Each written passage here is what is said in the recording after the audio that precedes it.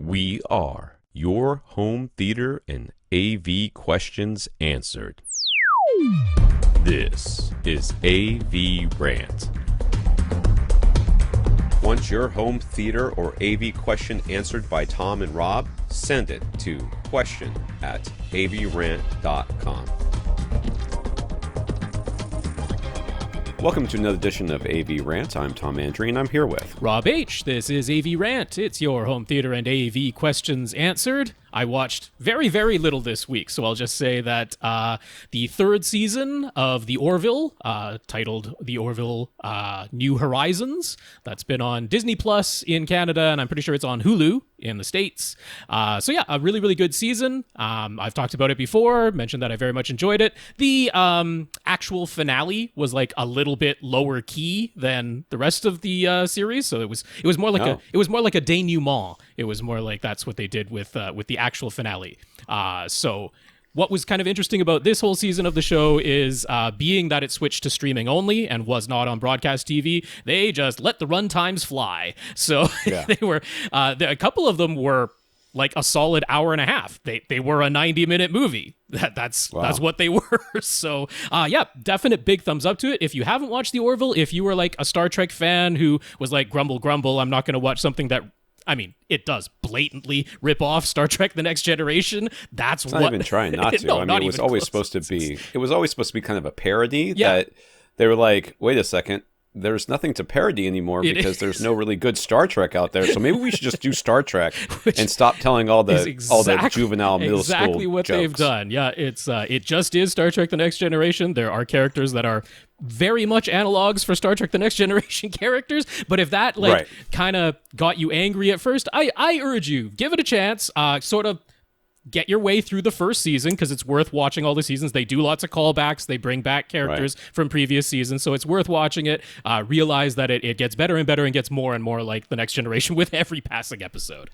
There's a part of me that believes that that a big part of this was confidence and what is his name? Yeah, Seth MacFarlane. Seth MacFarlane. Okay. At some point you're like, I'm going to parody this because I don't believe I'm good enough, or maybe I'm worthy or whatever to actually do it. Or we don't want to get sued. Like, right, that too. But at some point you're just like, I'm going to try the parody because, I don't know that I can really get away with doing it myself, which is, I think, it's a lot of people's problems with people who do impressions rather than their own comedy. Mm-hmm. They're like, they do the impression because they're too afraid to put themselves out there. But it definitely felt like, I started watching this season. I've only gotten a couple episodes into it, but it is... Yeah, it is. Yeah, I really feel like the show itself has matured and everything else. Now, I started Sandman, which is on... Netflix. I do intend to check that out. Yeah, Sandman is based on the comic book from Vertigo. It was Vertigo, which is a DC imprint. Mm-hmm. It was sort of their, more alternative and adult-oriented stuff. And the comic book itself, which I picked up, the first run when it first came out because I was of that age, it was good. It was always slow. It wasn't like an action superhero type thing. It was never a very fast paced. It was more of an exploration of humanity, if you will. So, you can start it. You can tell that they know it's slow because at the end of the first episode on Netflix for a Netflix show, it's like, in this season of Sandman, like show all these exciting things that are going to happen. You're like, did they do the Netflix thing of dropping all the episodes at once, or it is? Yeah, it's all. Why was that necessary? So, that is something you might do if it was week to week. That would make more sense. I don't know, but I really think they were like, I don't know if people are going to keep watching after this first episode because nothing happened. Like a dude was in a ball for the entire episode. Like that was the whole episode, and that's the way the comic was too. So I kind of knew what I was getting into going in, but if you're like, I'm sick of all this superhero, this is not that superhero stuff. This is completely different. It's quite atmospheric, very interesting. The characters are, if you know anything about DC and some of the other series that have gone on, and most of them have failed, you will recognize some of the names, and that's callbacks, and it's in the original comic too, if I remember correctly. It's callbacks to all of that as well. But it's good. It like I said, it's not like I talked to my wife about it, and I'm like, I think you would like it, but I don't think you'll give it a chance. Like I don't think that you will be able to pay attention long enough to get invested. Well, in this. It's like a full hour of a dude in a ball. Like that is the first episode, and it's quite. So the comic itself, if you want kind of like an overview of what it's about, it's an exploration of, so the Sandman, Morpheus, is the god of dreams, right? And he's one of what's called the endless. So they just, I guess they just are endless. They don't live, don't die. They're just there constantly, and it's him coming to understand humanity because he's forced to, because he loses a lot of his power at the very beginning of the thing. So he seems very aloof and inhuman at the beginning, but as the series goes on, I think I'm halfway through the third episode. As the series goes on, you're going to see him become more and more human, or at least understanding. He has an arc. He has an arc. He did in the comics. I don't know what's going to happen here, but he did in the comics. So I started that series. That looks to be pretty good, and I watched the movie Prey, which I was very excited about. And I had intended to watch that, but just didn't get around to it. That's another one. So it's a Predator. It's part of the Predator franchise. It's on Disney Plus in Canada, in Dolby Vision and Dolby Atmos. It's on Hulu in the US. I think it's in Dolby Vision, but it's in 5.1 audio. I know it doesn't have Atmos on Hulu. That was a thing online that people were mentioning. I don't know. Yeah, I don't really care. So yeah, story-wise, it's a tight movie. It's an hour and 40 minutes. Good. Predator movie doesn't need to be that much longer. I don't think it shouldn't be. You've done something wrong. It's funny because my wife was really confused that he was invisible. Like she was like, "What is happening?" I'm like, "He's invisible." She's like, "Oh, he can turn invisible." I'm like, "How do you not know this about that is the defining characteristic of the Predator? It's that they whatever." And then there's a lot of callbacks to the other movies as far as dialogue lines and stuff like that, which my kids were like, "Why'd they say that?" That was a weird thing to say. I'm like, because Arnold said it. But this is actually taking place well before the first Predator movie, like in chronological time on Earth. It's well before the first Predator movie, so it's like a callback in a prequel. There you go. Yes. It's so it's fun. Okay, you have to really check your scientific objectivity at the door, because there's a lot of stuff in there you're like, that's not how those physics work, and that's not how that works at all. I also loved Matt Fowler's take. Matt Fowler, who used to write for IGN, but he's just like, yeah, I'm the Predator, and I like to go around to planets to challenge myself against their greatest warriors, and also I turn invisible. Tee-hee. Yeah, no, that's always been the thing. You're always like, oh, they always fight fair. They never fight with weapons that you don't have. And if you're unarmed, they'll be unarmed, except for being invisible. They can turn invisible. Like the fact that you can't turn invisible is your problem, not theirs.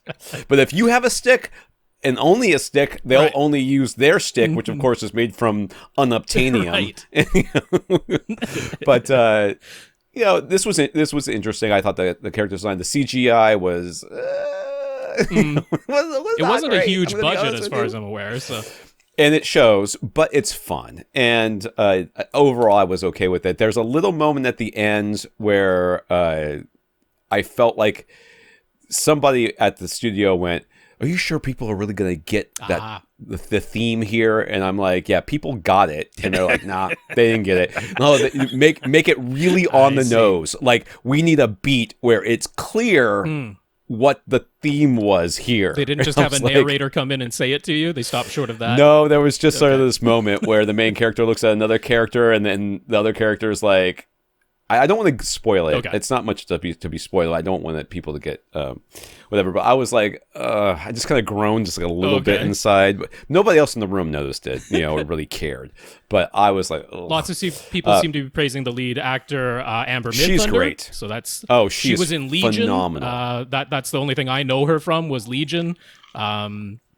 She was in Legion. She's the yeah. She was one of the two the carries. She was the one who didn't age because she was inside of the other guy most of the time, and she was the fighter. Oh right, yeah. Okay. I didn't know that. I knew I recognized her. I'm forgetting the last name of the carries. She did really, really, really well.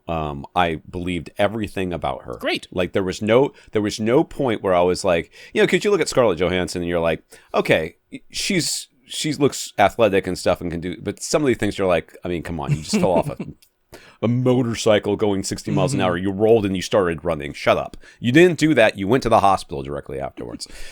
Nothing she did in this, I thought that she couldn't have done. Great. And she has her main weapon is a tomahawk. And I just went for my son's birthday to one of those axe throwing places. That is harder than it looks. I was killing it during the warm-ups, right? But then we started playing like a match against the family. I missed, like, it got so bad that my kids were like, "Are you okay?" I'm like, "I don't know. I don't know what's wrong with me." I feel like you were like getting bullseyes a second ago. I know, and I missed like 23 in a row. The yips. So it was very funny when she was practicing with her tomahawk and the kids looked at me like, well, she can hit the wood. She can make it stick into the wood. I'm like, shut up. So, but that's a good movie. And like I said, there is some CGI that's not so great, and there's some physics in there that don't quite work the way that they should. But overall, I thought,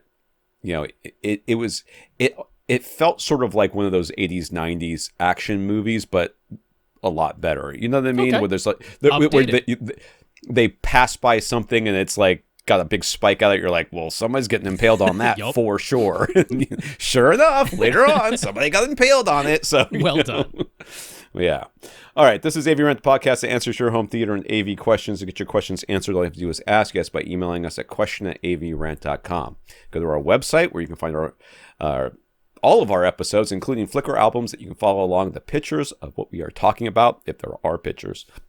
Excuse me. Let me see. Facebook.com/AVRant podcast, YouTube.com/AVRant. You contact Rob directly, rob@avrant.com. His Twitter is @FirstReflect. I am Tom at avrant.com. My Twitter is @avrant_Tom. Let's talk about our listeners of the week. Yeah. To become a listener of the week, support the podcast in some way. One of the ways you can do that is going to avrant.com, clicking on the Buy Us a Cup of Coffee link, and that will take you to a PayPal donation site. And this week, we had Raf that did that. So thank you very much, Raf. Yeah, Raf, thank you so much for the PayPal donation. We appreciate your financial support. We also want to thank our patrons over at patreon.com.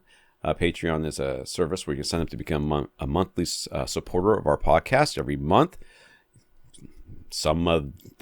You tell them how much money to take from you, and they'll give most of it to us, a minimum of $1. So we currently have 139 patrons, so thank you very much to all of you. Yeah, patreon.com/AVRant podcast is the place to go to sign up to make an automatic monthly donation. So big thanks to our 139 patrons.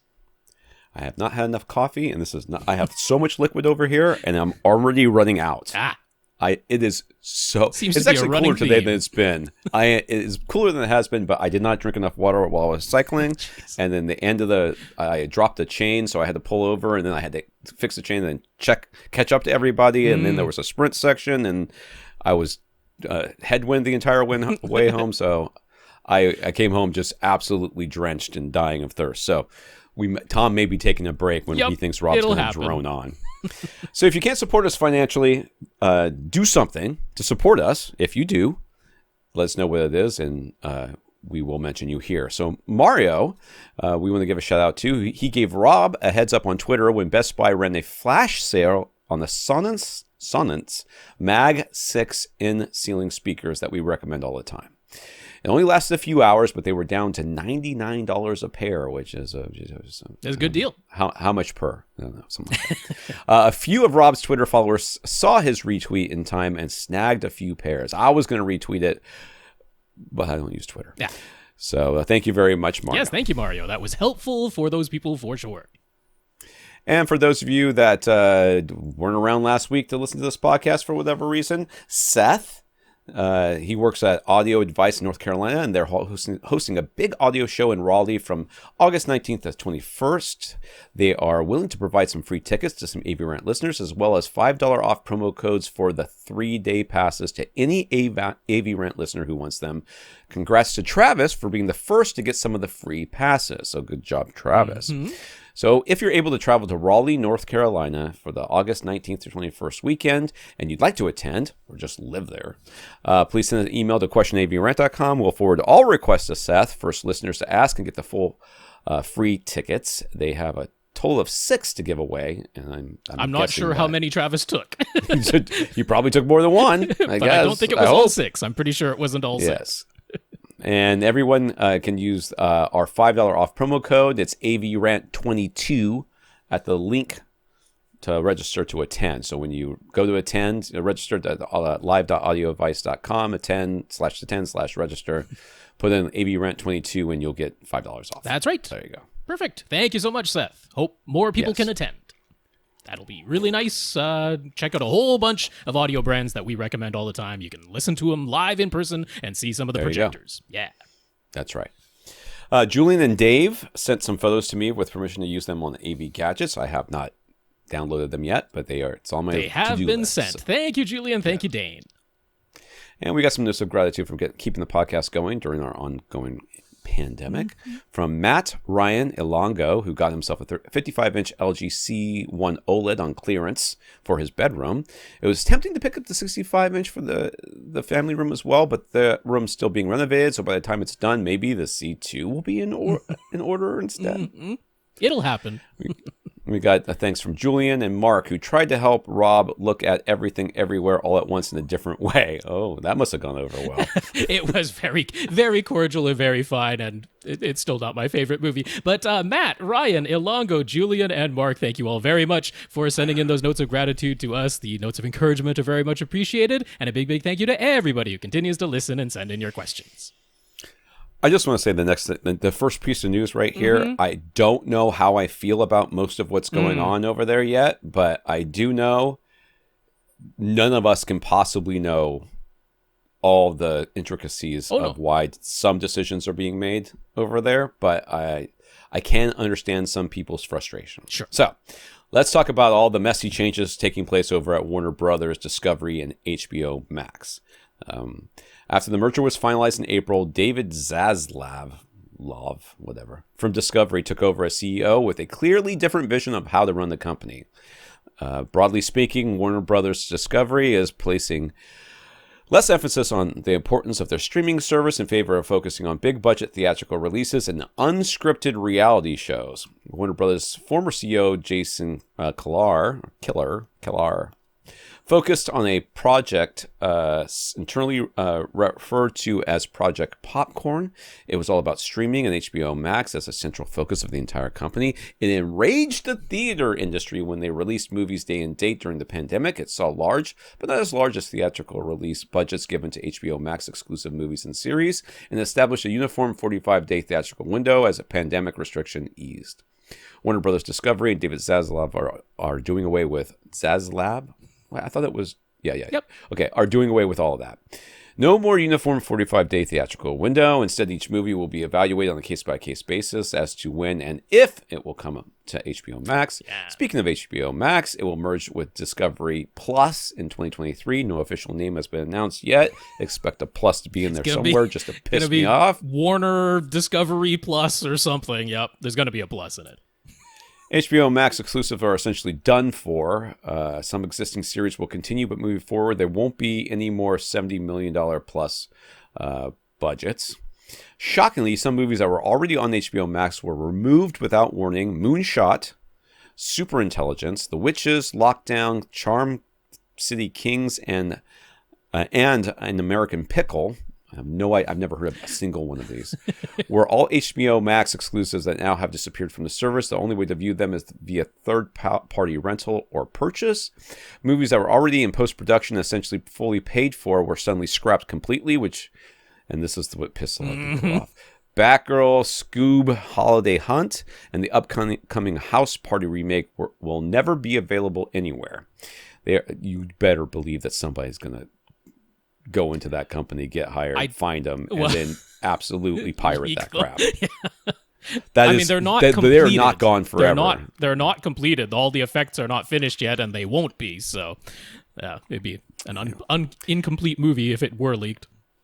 Anyways, they are being permanently shelved as tax write-offs, which means they cannot be released in any form. And conspicuous by the absence of any mention of them were TCM, Criterion, Crunchyroll, and Studio Ghibli. That doesn't necessarily indicate what plans are in store for them, but after assuming roughly $43 billion in debt, it's fairly clear that Zaslav's focus is on reducing production and operating budgets and maximizing profits. So I have seen all kind of takes on this. Yeah. In particular, it seems like the Zaslav guy is conspicuously letting go of women and people of color and replacing them with his people who has worked for him for years that are old white men, which is I didn't know this about the behind the scenes of Discovery. I wasn't looking into the corporate structure and people in behind Discovery when they were separate from Warner Brothers. Yeah. So I didn't know any of the behind the scenes stuff. Behind the scenes stuff. Yeah, so there's some talk about that. Again, you can't just look at one thing and say, oh, this must be, racism or misogyny or nepotism or whatever. When you have a group of people that you've worked with for years and you've been successful, it makes sense to bring them with you. The chef that they hired for the restaurant, the very nice, high class restaurant that I worked for back when I was in college, they brought him in. He brought his whole team. Like, it wasn't just him. He brought in his sous chef, his pastry chef, and, 2 or 3 other people from the restaurant he used to work at. He just took them all with him because they were a team that worked together very well. So there's got to be some part of it being that, but it is a little a bad look for some of the stuff he's doing. And some of the comments about, what appeals to what people was pretty old school, sounds quite misogynistic when it's said out loud. Yeah, I don't know if you should have said that women like reality shows and men like movies. I mean, the thing is, if you looked at the actual figures and demographic breakdown, there probably is legitimate, objective figures that say, okay, the majority of the audience watching this content is whatever demographic. I mean, that's going to exist in some form, but it wasn't stated in that type of softened language. It was just said as entire truths. It's funny because, you and Lee in particular in my world, my little circle, are complaining about all the superhero movies that are out there and that are coming. And I can understand your apprehension and your exhaustion with the entire thing. And honestly, I feel like Marvel should just shut up about their plans because it's one thing to say, we're going to have an Avengers movie coming out. And everybody's like, yeah, Avengers movie coming out. And it's another thing to say, these are the next 32 things we're going to have coming out. And they're all connected, and you got to watch them in the correct order.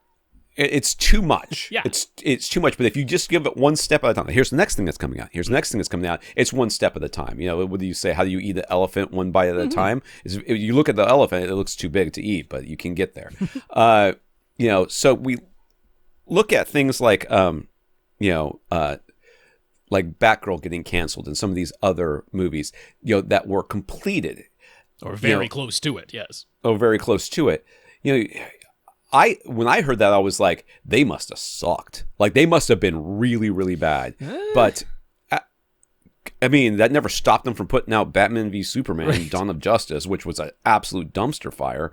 So, is it just that, or is there more? But we can't know. And I want to give people the benefit of the doubt. One of my things I've been talking to my kids a lot lately is about empathy and not just assuming that the person who's driving in front of you literally left their house saying, I'm going to find somebody to cut off today. That just like you, when you cut somebody off in your car, you didn't do it on purpose. It was an accident. So you give them a little bit of grace in that. So I want to do that here. But at the same time, when you put all the puzzle pieces together that you have, which are limited, it's not painting a great picture. Right. I mean, not really. Honestly, I can see the logic behind all of the business moves that were announced, right? Sure. Like, you might disagree with the strategy because the former CEO was all about HBO Max and streaming. They were trying to become Disney Plus and be like, that's where we're heading. This is the future of the company. It's going to be HBO Max. And this new CEO comes in and says, no, that's not the future of this company. The future of the company is more traditional unscripted TV shows that cost very, very, very little but make a lot of money, so we're going to keep doing those. It's going to be big budget tentpole theatrical release movies, and we're going to keep them in the theaters as long as we can, as long as they're making the most money, and we're going to de-emphasize HBO Max, and it's going to combine with Discovery, but we're going to de-emphasize that, and we're not going to throw millions and millions of dollars into exclusive original content that only shows up on the streaming service. We want more features and shows that can go across a wide variety of outlets. And it's like, well, you might agree or disagree, but I can see the logic behind either stance, and you're taking a gamble either way, and that right. I don't really disagree with. The shelving of the 3 nearly completed movies for tax write-off purposes, I don't think, to me, they're not saving enough money with those tax write-downs for it to really make sense, because you could have just... That can't be the only reason. You could have just put out these already announced movies, and I don't see how you would have lost more money that way. But whatever, they've got their accountants, and somehow they figured out that this was the best financial move.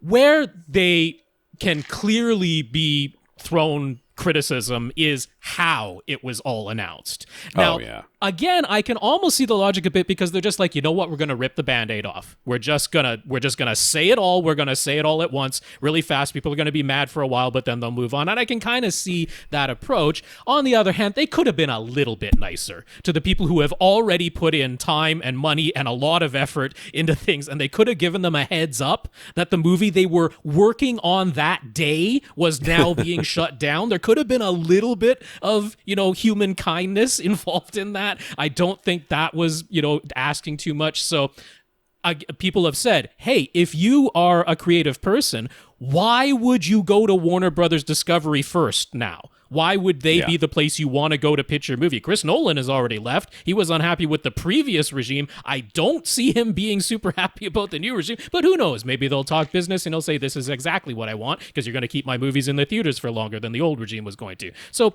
like Tom said, who knows the future? But yeah, we can criticize the way it was done, but I can kind of see the logic behind it. I can too, but it feels very much like a Blockbuster versus Netflix moment. Sure. I feel like this is a step back. Now, do I feel like maybe the previous direction was a little bit aggressive, and maybe to the point where it wasn't going to work? Maybe, but I didn't.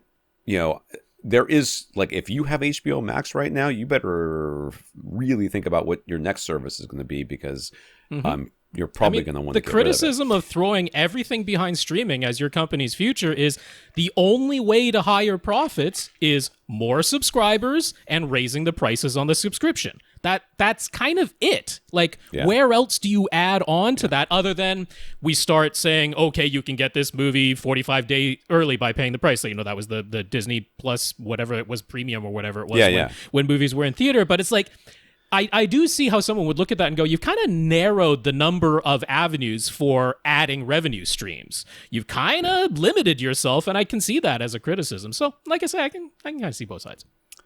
I want to say, anytime you hear somebody make claims about what one group likes versus another, you always have to look at the breadth of the content that's out there.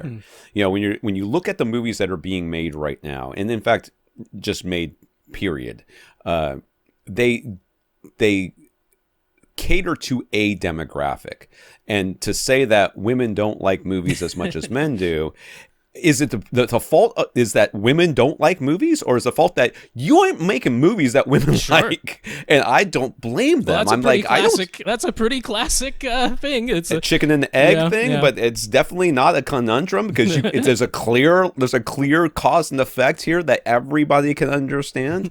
Okay. I mean, we could go on about this. Yeah, let's go. Hours. We got lots of questions, so I think we've said our piece there. But so yes, Warner Brothers sucks. Can we just go like that? We just go right there. Warner Brothers sucks, and it's probably only going to suck more as it goes forward. Because honestly, if you look at the quality of movies that they put out that they think are going to make all the money, it has been not great. I mean, hey, and the only time they've actually had success is when they pretended to be Disney for 5 minutes and they let James Gunn direct something, and then what? Quite simply, even that movie, which was objectively better, did not do as good. If revenues and profits go down after a couple of years of this strategy, either Zaslav is going to change or he's going to be out. So that will sort itself out in time. Yeah, but it's just a shame for those, like you said, that for those people who are working on stuff. It was unkind. Yeah. It was very unkind. And I definitely wanted to see that Batgirl, girl. This one was Batgirl. Batgirl movie. Yeah. I definitely wanted, I was interested. I know everybody's like, oh, are you Marvel DC? I'm like, shut up. Good story. That's why do we have to draw a line in the sand here? Just I like movies and I like superhero movies, so I'm on board. ProjectorScreen.com and Projector Central teamed up for an ultra short throw projector shootout. A panel of 6 expert judges evaluated a total of 14 ultra short throw projector models, 6 using triple laser light engines and 8 using single laser light engines on 8 identical 100-inch spectra projection UST ambient light rejecting screens. UST ultra short throw ALR ambient light rejecting screens.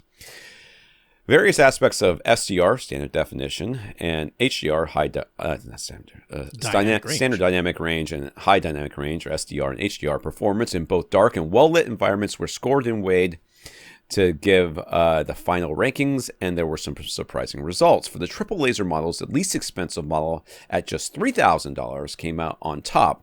That being the 4-movie theater T1, which is a newcomer to the U.S. market and known as Fengmi? I don't know. It would be me. Fengmi, I believe. I mean, that'd be an English pronunciation. Fengmi. Yeah. So that's other territories anyway. Over here, they're known as 4-movie. 4-movie, which is a lot better than the word that I can't say. Meanwhile, the most expensive model in the shootout at $6,500, the LG's HU915QB came in second overall amongst the triple laser models, but of note, it was given the highest scores for HDR tone mapping by quite a margin, which can probably be chalked up to it being the only model there to offer frame-by-frame dynamic tone mapping. For the single laser models, BenQ's $3,500 V7050i garnered the highest total score, but Hisense's $4,000 100L5G, God, these names, Laser TV came in second while scoring the best HDR tone mapping and detail amongst that group. So there are trade-offs to consider for sure. The weighing of the scores leaned heavily towards black level and contrast. Optoma's very popular P2 was the least expensive at only $2,300, but it came in dead last.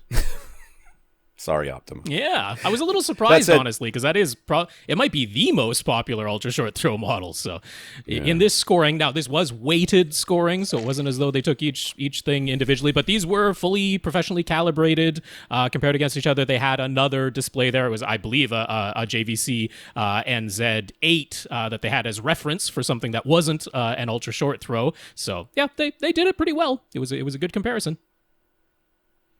Yeah. All right. Some comments here. Infinite Gary got some of the Spade-to-Banana adapters we recommended. They work like a charm. Great.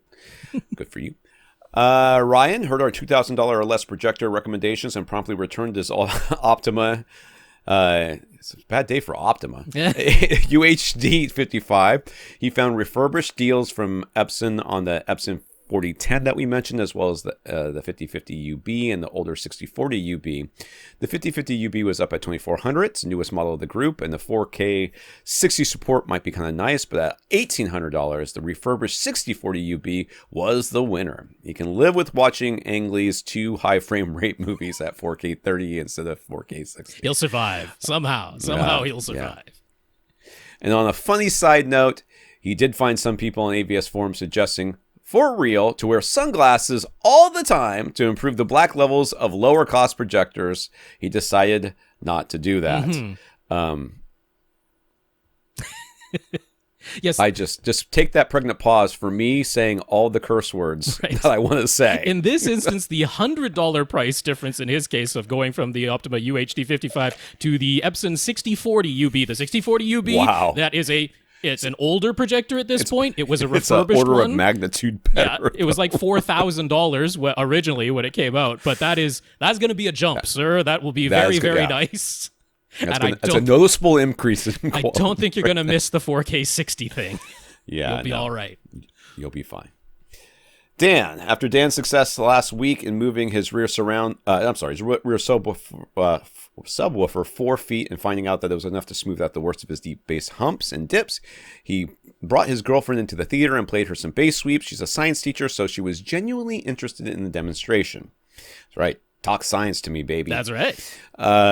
He played the sweep with his rear sub positioned in the corner at first. If you stood in the front of the room, parts of the bass sweep were essentially silent. But walked to the middle of the sidewall, and it was deafening. Then he put his rear sub in its new position 4 feet away, and all of that was gone. It's honestly difficult to believe the difference until you hear it for yourself. And we were right. At first, he thought his bass was suddenly way weaker with this new placement, but then he realized it was because his 80 hertz peak had gone away, no booming anymore, and his graphs on In-Room EQ Wizard looked nice. Yeah, I have an article titled, and I might change this title. It's something along the lines of, everybody who says they hear slight differences in their home theater upgrade is a liar. So I may have been a little hungry when I wrote this. I may have been a little bit on the angry side when I wrote this. But yes, it is funny that, when we make these changes and they're scientifically based, and we do the slight experiments that we need to do in order to make sure that something is actually happening. It's not like you need to take out your $10,000 calibrated professional microphone and do measurements that you're like, I can no longer hear this sound. Walk over here. This sound is way too loud. Yeah. So the differences are pretty stark in most of these cases. It does seem that's like fun. It's very unintuitive, and it seems like something weird is going on the first time you do that bass sweep test. Like you can do this with a subwoofer crawl, single subwoofer. You put the sub in any location, but then just walk around the room and listen to a bass sweep on repeat. It is. Please, if you've never done it, if you've only heard about it being done, please do it for yourself, because until you hear it, you're like, oh yeah, I'm sure there's a difference from spot to spot. But it's like, you don't realize what that difference can really be. And then you think about, hey, the signal didn't say to change that much when I moved to my left seat from my center seat. Why should that seat be getting such a different experience? So we talk about it all the time, but this is a perfect example. If you haven't heard it for yourself, give it a try. You don't even need to be that mobile to do this. Right. Like I've done tests of speakers in my room where I'm running them full range, and I'm putting a sweep through them, and I'm sitting in my seat, and then I lean forward. Like I just literally lean forward, and I'm like, it is now different. It is that much difference. Like you can take your system as it stands right now without doing anything else, and turn off Audyssey, and then turn Audyssey or your room correction, and then turn it back on and do tests like this, just moving around to see what the differences are. And if they sound exactly the same, you have one sub in a bad room. So, let's get to some questions here. Bertrand in Quebec.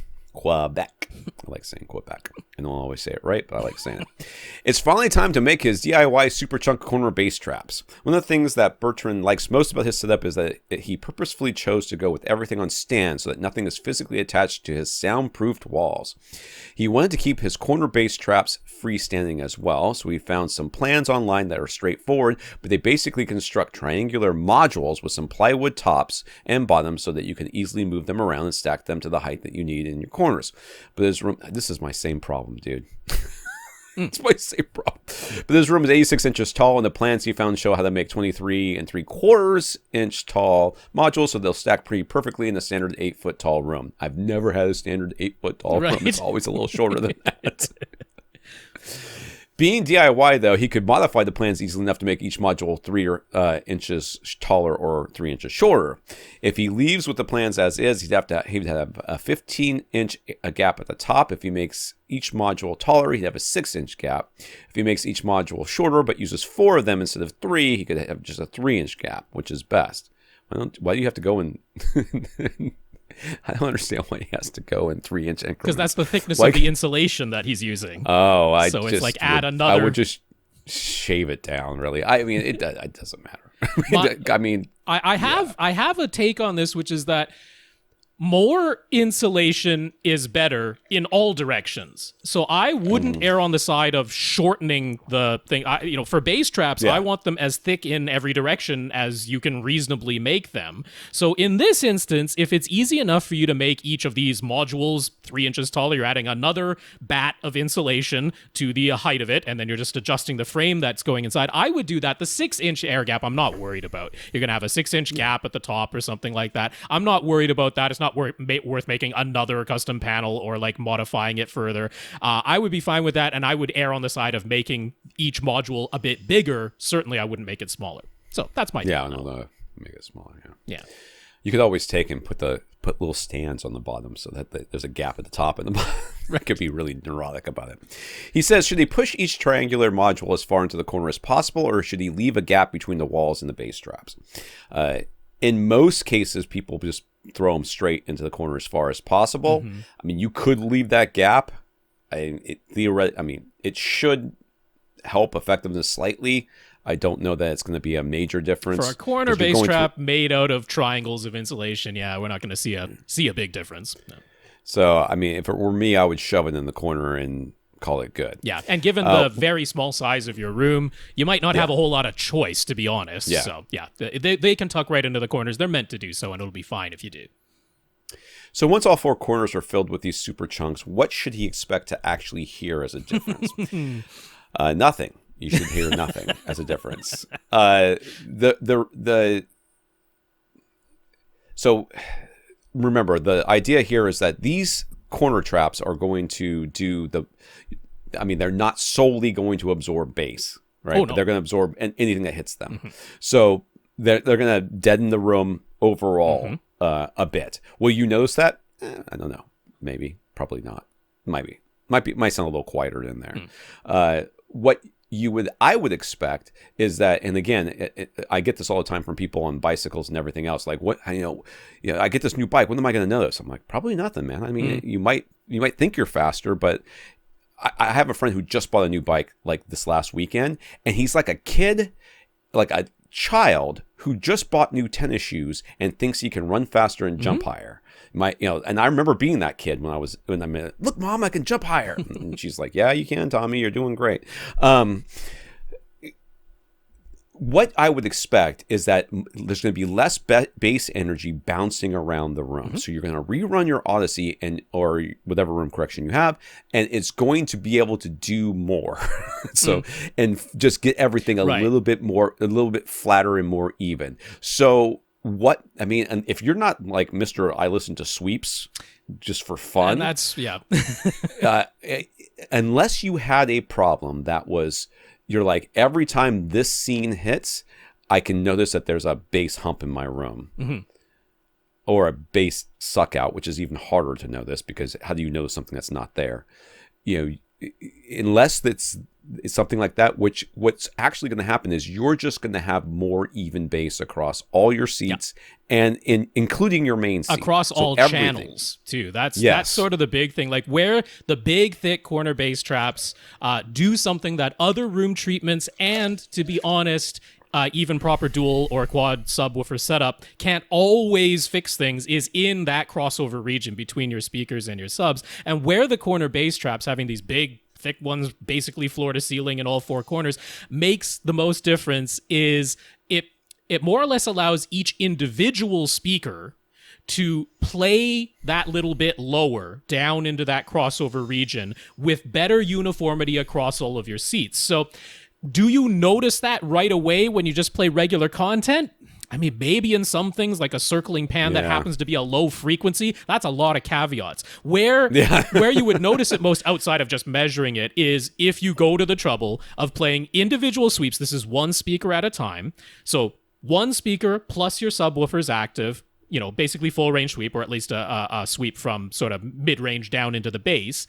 And that you moving to all 3 of your seats across your couch in Bertrand's case, and listening to that sweep over and over from every individual speaker plus subs in each of the seats, and then being able to notice that transition across all seats is now that bit more uniform, that bit more even. If it's more uniform, that means your room correction, your EQ program can do a better job of getting you linearity across all seats. And that's the advantage that it has. So is it an immediate standout difference? You might notice some things here and there. Certainly there might be some reverberation in your room that's cut down a bit, but yeah, mostly it would be if you go to the trouble of noticing it, and then it's just kind of a nice feeling knowing that it's that much more uniform and accurate across all of your seats. But it is that region right in the crossover where speakers, individual speakers, usually have difficulty remaining uniform down that low, and then even if you have dual subwoofers and you raise your crossover, it doesn't always fix that issue right in that crossover region. So that's where you would notice it, if you notice it anywhere.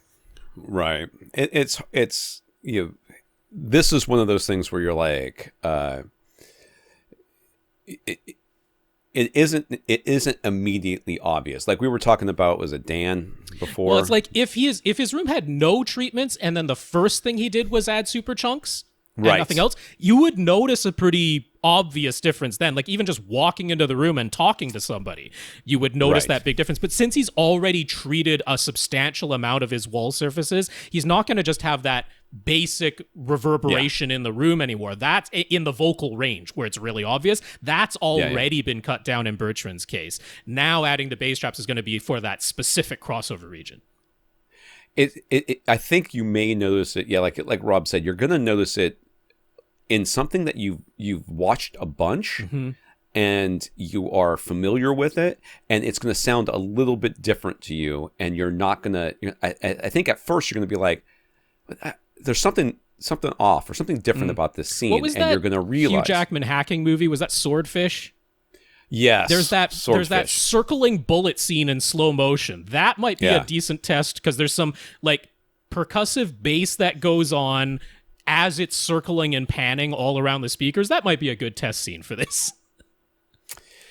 All right, so he wound up replacing his NVIDIA Shield Pro with an Apple TV 4K. When he swapped them out, he went back through his Marantz's SR8015 settings and noticed Audyssey MultEQ-X T32 was now set to off. Why would that have changed? Did you ever have it on?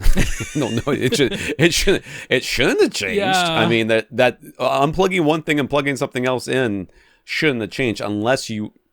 Like you do have the option in that option menu, like that option button on the remote control of per input turning Audyssey on or off. So I'm thinking maybe at one point, because if you unplugged and you plugged the Apple TV into the same input that the NVIDIA Shield was already in, or it might even be a different input, but if at one point, whatever input the Apple TV is now plugged into, you had press the option, but like just to try it, right? You were comparing Audyssey on versus Audyssey off, and you happened to leave it off the last time you turned the receiver off. For that specific input, it's still going to be there, and you just have to turn it back on. So it's probably something as simple as that. Just remember, once you put these super traps up, you need to redo You need to redo it anyway. So you're gonna have all your Audyssey settings rechecked anyway. Yeah. Mel's builders finally broke ground on his new house last week. The media room is listed in the blueprints with a dimension of 21 feet 4 inches by 17 feet 8 inches, 10 feet high. It is positioned at the corner of the house, so 2 of the walls are exterior. There's a bathroom and a closet in between the short wall and a bedroom, and part of the long wall has a breakfast nook on the other side, which then opens to the kitchen, the family room. No second floor. Holy moly, I can't. So you're looking in there's an image. The left corner. That's the left corner is the media room in this layout. So it's corner of the house, nothing above it. What is on the bottom of the diagram there's bathroom and closet. On the other side of that is a bedroom, not the master bedroom, but a bedroom down there. On the right-hand side, part of it is exterior, and then the rest of the right-hand wall is party to the breakfast nook and open sort of kitchen dining area. But there's a door. This is an enclosed room. Yeah, there is a door. Yeah. In fact, it's like deep enough that it could be a double door if you wanted to, like a 2-door airlock system if you really wanted to. That would be doable in what is there in the plans. Right. Remember we talked to that, what was his name from that company we just talked to recently? Oh, from Kinetics? The soundproofing company. Yeah, this is the time to start talking to them, or actually before you broke ground, but whatever, if you want to do soundproofing here. But for those of you that don't remember, we do have a Flickr album on our website. So if you're hearing this and you should go and you're like, I don't understand what they're talking about, go look at that. It will, or the YouTube video will have it there as well. Because this is a little confusing. It is a rectangular room. I mean, it's a rectangle once you see it. We're looking at the top left corner of the diagram if you're looking at the images. Yeah, and the door does come into the room slightly, but who cares? That's close enough. Given where the room is positioned in the house, it's limited. It's limited amount of party walls and what is on the other side of those walls. Neither Gick nor his builder suggested that extensive soundproofing construction is required in this case. Is there anything else that he should be installing inside of the room himself in terms of soundproofing concerns? I would insulate that party wall, and I would I don't see any reason not to put 2 doors, to be honest with you. But if you don't want to put 2 doors, I would do a solid core door. But again, your HVAC concerns are more how the HVAC gets in and out is more of a concern for soundproofing in this case than just about anything else, because there is the bedroom south of you has basically 2 room, like a full room between it, right? And I mean, like, this is a smart layout. Nook, who cares? This is how to do it if you have the opportunity. You've basically created yourself a good soundproofing situation by moving the media room to the most isolated area of the house that you can. That's a great move, and I am in full agreement. That means you don't have to build an entire room within a room because you've already isolated the media room quite well. The only thing I would say for yourself, I mean, if your builder is putting in recessed lights, if you're putting in ceiling speakers, make sure that ceiling is still insulated, even though there isn't a room above you. What you want to avoid is the cavity above this room turning into a big old drum. You don't want that. It can be the cheapest, fluffiest, lightest insulation that they can possibly find. The stuff that normally goes above garages is a perfect choice to just put in that ceiling. It does not have to increase the cost tremendously whatsoever, but have that cavity filled in so that it isn't a big old drum. And then it would still be beneficial to have rear enclosures for anything that goes above that ceiling, because the whole house is joined together in that ceiling cavity. So if sound can get in there, it can travel to the rest of the house, and it's a simple enough thing under construction to have enclosures for anything that is recessed in there. But that's still for your builder to do. For you as the homeowner, the only concern I have is I wouldn't say there's anything for you to do in addition to make it more soundproof. There are things for you to avoid that would short circuit the soundproofing. Yeah. So you don't go in there and put a bunch of holes into walls and ceilings to add things. You don't go in there and span things across studs that like go right through and like open up electrical outlets that go into the other side of the party wall. Like, you avoid putting holes into the walls and ceiling. That's what you as the homeowner need to do. So if you're adding more lighting or something like that, do it as something that you aren't putting additional holes into the wall, unless you make sure you do that correctly, insulate behind it, and put an enclosure. Yeah. Enclosures on the lights, enclosures on the speakers, and insulation on the wall. Because the interior, there's the interior walls. That's right. Anywhere you got cavities that can open up to the rest of the house, insulate in there so that they aren't resonant drums inside. I guess the only other thing I would say, if you want, you could put some acoustical putty around the outlets. Sure. In here would probably be the other thing I would say, and it's just for the walls. That. Well, I mean, it's not just for, but yes, in the outlet that it is. The other side of it is has a room on the outside, so insulation in all the walls everywhere, even the interior ones, and acoustic putty the outlets, and then everything Rob just said. And I have to scroll. So Gick gave him an extensive selection of acoustic treatments. They will do that. Does he really need them all? The media room will be carpeted, and the answer is, in my experience with Gick, no, you do not need them all. If you did, it would not be bad. Yeah, you would not. Listen, anybody who Gick says, buy all this, and you're like, okay, and you press play and buy it, you did not buy too many. Right. So that you have over-treated your room. Right. That is not what has happened here.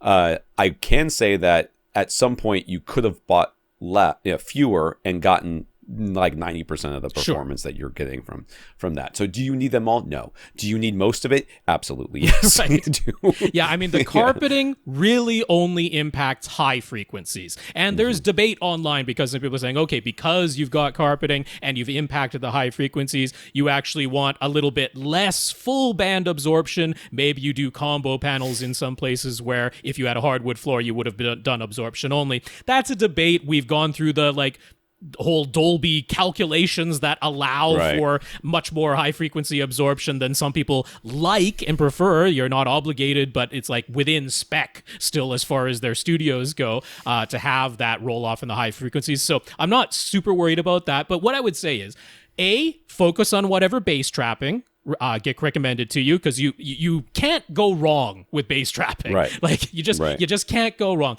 Then I'm sure they've recommended panels on your back wall, on your side walls at the first reflection points, probably on the ceiling at the first reflection points, and probably some on the front walls behind your speakers. I would focus on the side and back walls. And if you want to stop there, I would say you're probably fine. You're almost certainly fine if you do the first reflection points on the side walls and that back wall in particular. So bass trapping, back walls, side walls, focus on those first. I would have strong doubts that if you stopped there and then listened to your system set up that you would go, there's just too much echoing going on here. I think you'd probably be very happy with that. Yeah. And you know me, I'm not much for on-ceiling stuff. Yeah. I mean, there's lights up there, and now there's Atmos speakers up there, and everything else. It's just getting like could you measure it and see a slight improvement as far as the very middle target line in those Dolby specs? Yeah, that can be done, but would you really hear it and notice it? Pretty questionable for the ceiling. And honestly, I know, debates aside, the reality is that absorption is even broadband absorption. If you, there's just it's hard to have too much of it, and there's very little reason in my mind for you to spend extra money just to have some of it be also diffusion. Sure. However, if you just like the looks of those diffusion combo panels, because I think aesthetics are going to be important in this room, we're all for it, and you would be a very good candidate for combo panels because of that carpeted room. So if you like the looks, go for it. So he wants to go with 2 rows of seats, but the front row is definitely the primary row. He's going with an 83-inch OLED. So what would be the minimum and maximum distances from the OLED to the first row that we would recommend? So this, of course, we're talking about field of view. Yes. And Rob's going to give you distances for different fields of view, but the only way to know what is right for you is to know what field of view you prefer.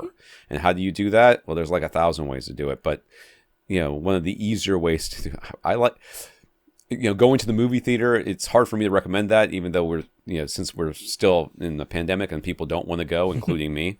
But there's other things that you can do as well. Just taking tape and putting it up on the wall. You're like, this is an 83-inch. This is the size of the screen.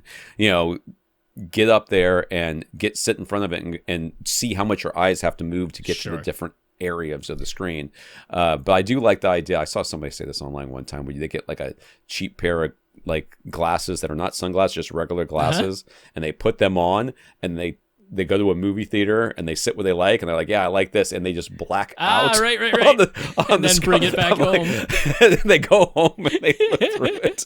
I don't know how well that works, but I would love to see a color photo of somebody doing it. I would also say, I would venture to guess that most people who are building a home theater have been to the movies at one point in their life, and you probably have a preferred place where you like to sit. Some people like to sit at the very back of the theater. Some people like to sit about 1/3 of the theater's length from the back wall. Some people like to sit in the front half of the theater. And as long as you know that, you've got a ballpark idea of what type of field of view that you like. So my recommendation for what would be the minimum to maximum distances from an 83-inch OLED would be about 7 to 9 feet. If you're sitting 7 feet away from an 83-inch OLED, then you've got about a 46-degree field of view, which is like from about the half to the 1/3 from the back wall distance, right? It's sort of that, what you sort of picture as the ideal distance in the dubbing stage, where you're about 1/3 of the room's length from the back wall in the full-size movie theater. That's about a 45-degree field of view. So if you like that, you actually want to sit about 7 feet away from an 83-inch OLED. 9 feet would get you the 36-degree field of view, which is sort of the minimum that's recommended for for still having a cinematic feel to things. So right in that 7 to 9 foot range. All right. He's planning to have a 7.2.4 configuration, but since he wants 2 rows of seats, he is planning to install 2 pairs of side surround speakers. Can we suggest where his speakers should be placed?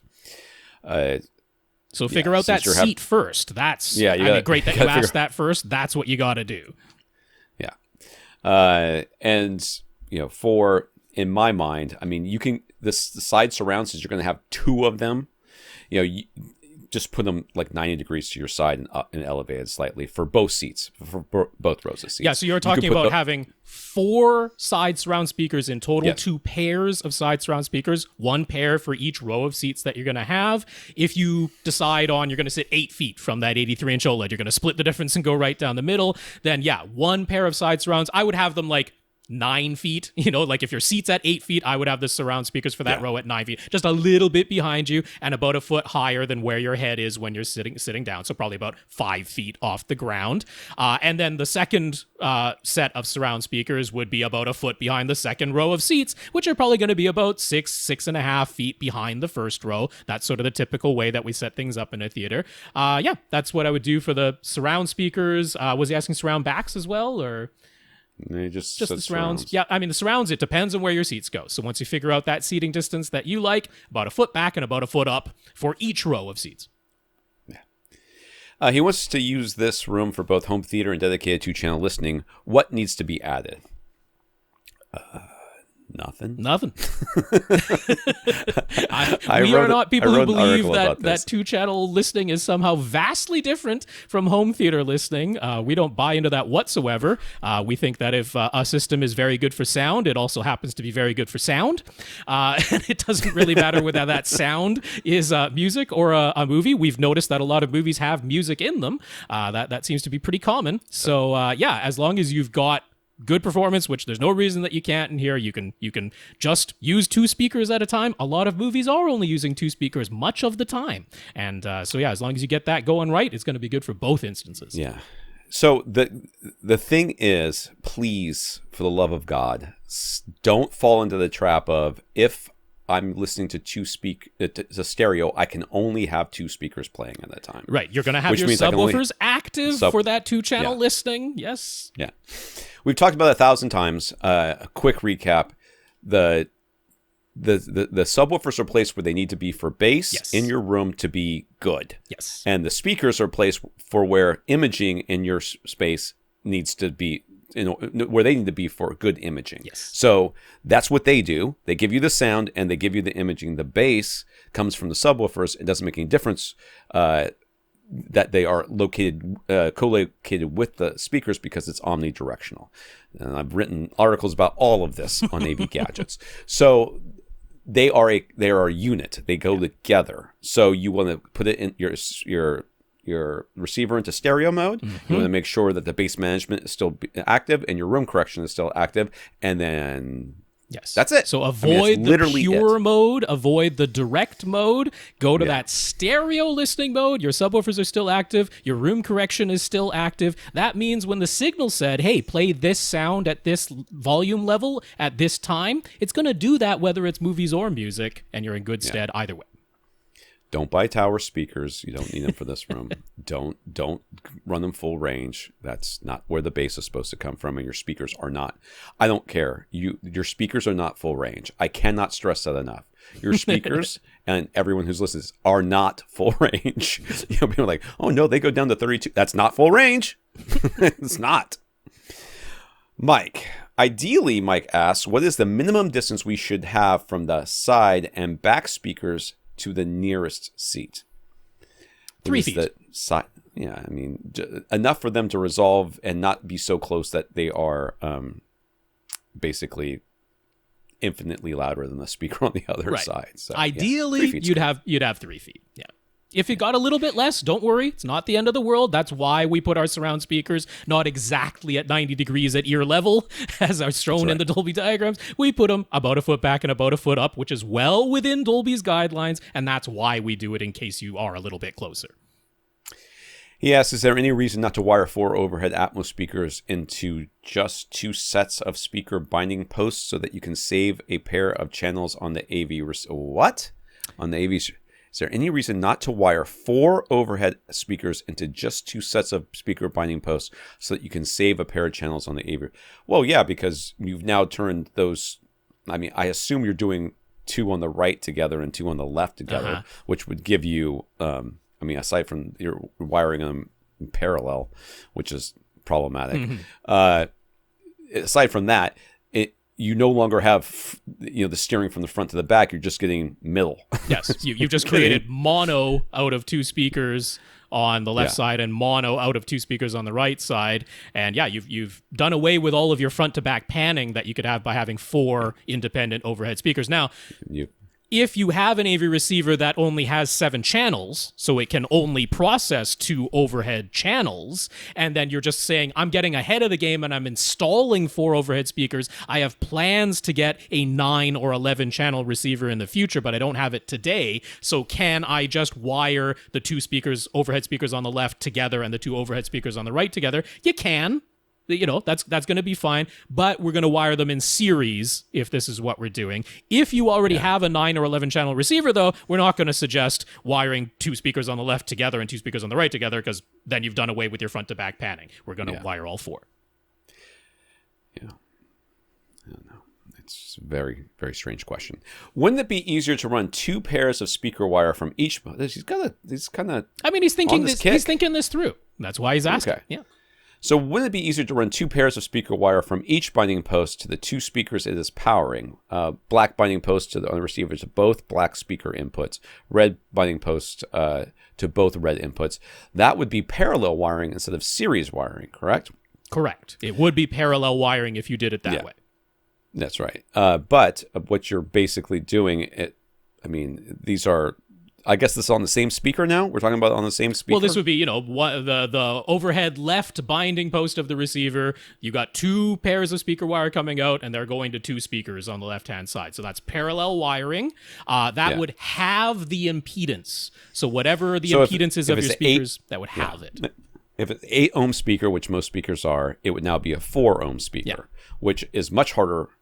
A harder load for the AV it requires receiver. More current from the receiver. That's more challenging for this receiver. So we pretty much always recommend wiring in series. Now, as far as running the physical wire, you can run a pair of speaker wire from the first speaker back to wherever your AV receiver lives, a pair of speaker wire from the second speaker back to wherever the AV receiver lives. So again, in the future, when you upgrade to your 9 or 11 channel receiver, if that's what's going on, the speaker wire is already run. You're not going to have to change how the speaker wire is run. Back at the receiver, if this is the scenario where it's a 7 channel receiver and you just want to make use of all the speakers that you've already installed, what you would do is take the black lead from speaker number 1, you'd plug that into the black binding post. You'd take the red lead from speaker number 2, and you'd plug that into the red binding post. And then the leftover red and black, you'd just put those together. You'd twist those 2 wires together and put a nice wire nut on there to protect them, a bunch of electrical tape so that they don't fall apart or cause any sparks. That's how you would wire them in series without the physical wiring having to change at all. Now you've just made it so that it comes out of the black, into the black of speaker number 1, out of the red of speaker number 1, into the black of speaker number 2, out of the red of speaker number 2, and back to the AV receiver. And you've created that series circuit without changing the physical wiring. So you can totally do it that way if you were concerned about the physical wiring itself. What if you use the height 1 RCA pre-outs, but want to connect 2 speakers to that left and 2 speakers to the right? Do you use a RCA Y splitter? But then that would take up 4 external amplifier channels, wouldn't it? That is correct. That's correct. That's how that would work. Yeah. So if that would be the correct way to do it, actually. That would be the way to do it. Yeah, that would be the way we would normally suggest you do such a thing. But yes. I mean, you could parallel's series is fine. Parallel is bad, and it's only. overhead speakers, you're usually close enough to them that it's that you'd probably be okay with the parallel wiring, and there aren't that many 4 ohm rated in-ceiling speakers if that's what you're using. But nevertheless, the series wiring is easier for the amplifier to handle. So again, you can do the exact same thing if you are using an external amp, but it's only a stereo amp, and you want to drive 2 speakers on the left and 2 speakers on the right. You just wire them in the same series circuit that I already described, but to that external amplifier, and then you have an RCA cable going between the external amp and the pre-outs of your AV receiver. Okay, we've got Matt. Back in 2018, we helped out Matt's friend Dan, who built himself a dedicated home theater. Now Matt is thinking maybe he can become internet famous just like Dan. No idea who this person is. We don't remember, but glad that we helped. I'm glad that Dan is piggybacking on our vast internet. Now I'll warn Tom here. Matt's questions go all the way up to S, but we don't like. It's just, is this important? Is it not? So we'll try to go through them quickly, Matt. All right, we'll try, Matt. Here we go. Matt has had a bunch of big changes in his life over the last 18 months. He used to have an hour-plus commute each way every day, which would give him a good time to listen to our podcast, which used to give him plenty of podcast listening time. Yes, there we go. That's no longer the case, so he's become a bit of a lapsed listener of ours. Matt and his wife have started to use their home theater on a more regular basis again, though. So he's picked us back up, and he says he's always learns a few things every episode. So another big change, they had a baby. Congratulations! So now he has a very active 18-month-old, and that means when they do have time to be in the theater, they'd rather just be enjoying it rather than endlessly working on it.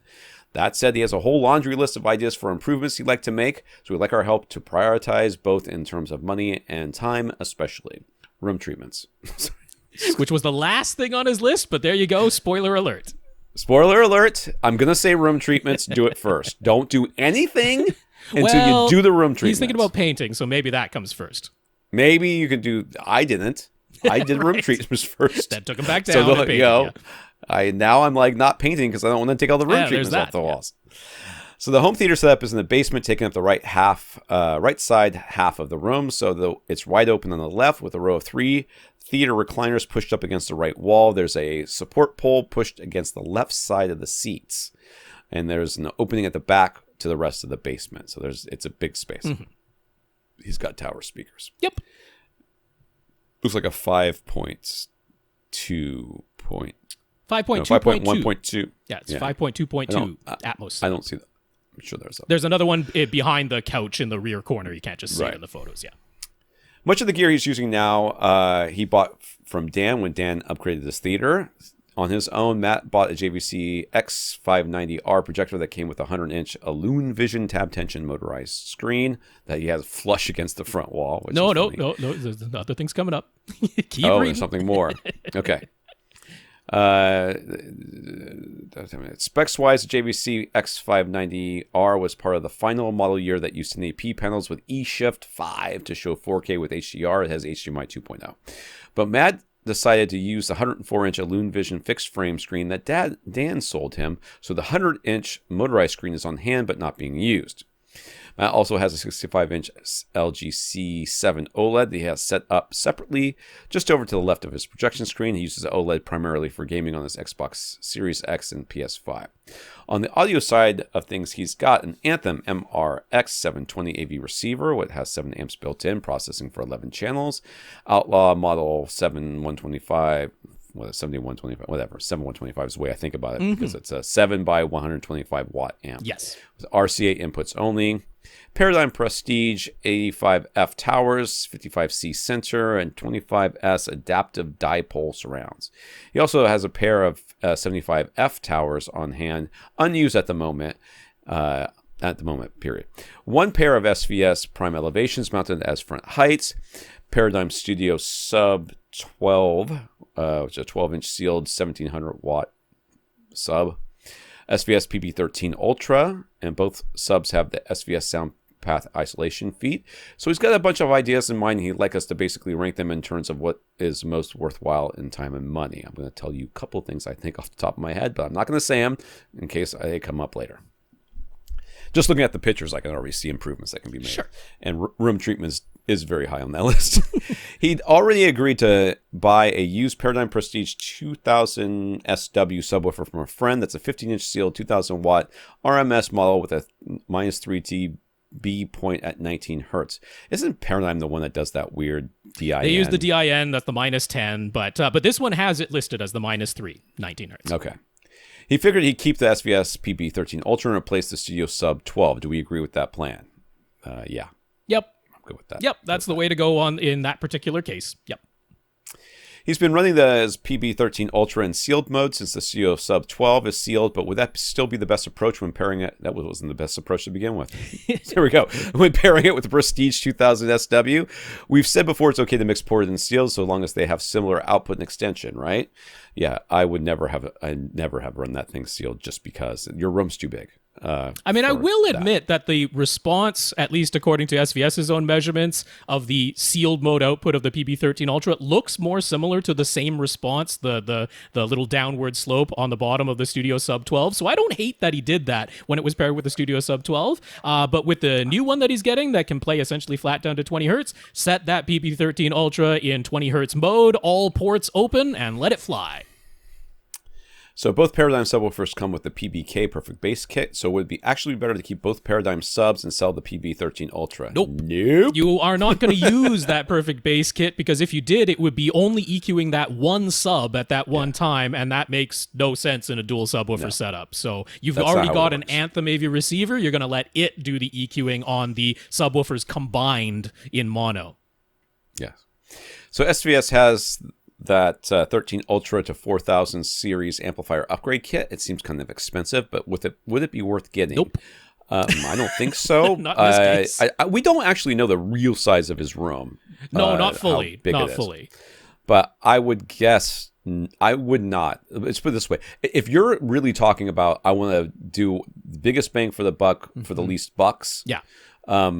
This would be not very high on my and least amount of time. Like, it takes time to remove the old amplifier and put the new one in there and everything. And like the only real reason to get it in your case is if you really, really want to tune things from the SVS app at your seat. That's like the only reason to do it. And you're gonna set this once. That's all you're gonna need to do. So I don't think that's worth the money or the time in this case.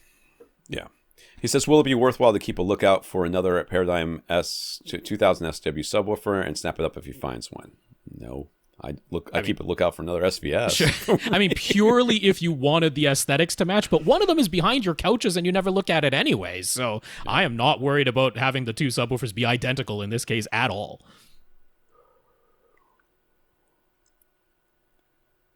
Yep. Skype glitch. I'm back. Okay. You're back.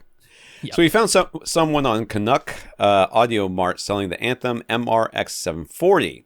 Its features don't appear substantially different from its MRX720, but it uses the latest version of Anthem Arc Genesis and comes with a newer measurement mic. He's hoping its dual subwoofer outputs would be a benefit and that it would be more future-proof. Do we think it would be worthwhile? Nope. This one, I really don't. The features barely changed at all. As far as I'm aware, the 720 was actually updated to be able to use Arc Genesis because that runs on your computer, not on the AV receiver. So as far as I'm aware, you're able to use Arc Genesis. I'm not worried about the differences in the microphone. There was already a correction file included with the mic that came with your MRX 720. So as long as you're using that correction file in Anthem software, the end results are going to be tremendously similar. I have to warn you, on both the MRX 720 and the MRX 740, it has two subwoofer outputs, like there are two physical plugs. They are not independent. They are not independent on the 740. They are not independent on the 720. So there's no difference there. It's still EQing them together in mono. You have to go all the way up to the 1140 with its 15 speaker channels before you get dual independent subwoofer outputs from Anthem's lineup. So that's not what we're talking about here. So this one, there's no compelling reason for you to spend that money. Now, I realize you're probably going to be able to sell the 720 and it wouldn't be that much of a cost, but you keep saying time is more important. Why swap out the whole AV receiver for zero difference? Because that's what you're looking at, zero difference. So I wouldn't do that in this case. Yeah.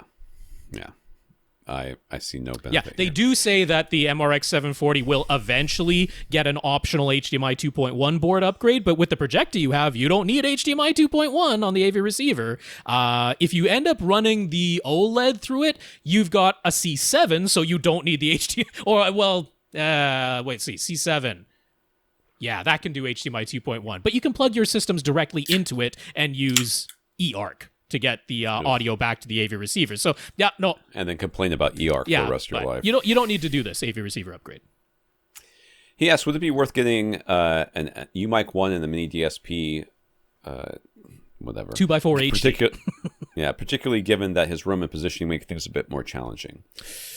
I want to tell you, my friend, if you're worried about time and you have a baby, let me tell you right now what's never going to happen. Right. You are going to start the process of trying to figure out that UMic 1 and RoomEQ Wizard, and you are going to stop about half an hour later and go, I'll come back to this later, and you will never come back to it. Of a much better way to drive yourself utterly insane, and at the end of it go, that wasn't worth that much time.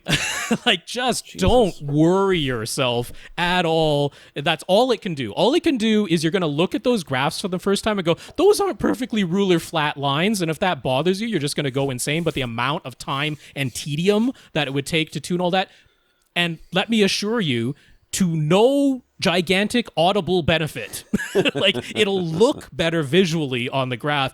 To your human ears actually listening to content, I would say that you're probably not going to hear anything. So yeah, when time is important, don't do that to yourself. That's just torture for yourself. For the people who have the time and enjoy it, go for it. It's a fun thing to do, but I don't think that fits your criteria.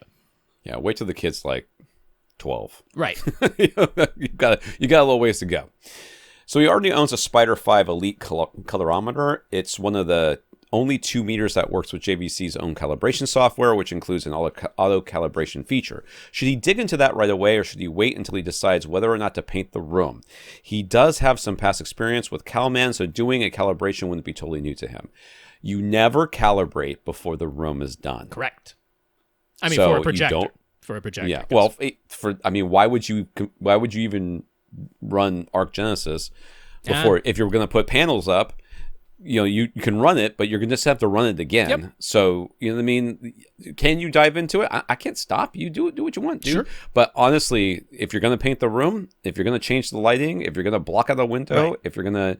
You're just going to end up doing it again. Now, it is auto. I don't think it's the greatest thing in the world because, the Spider 5 Elite, it's a good meter. It's not fantastic.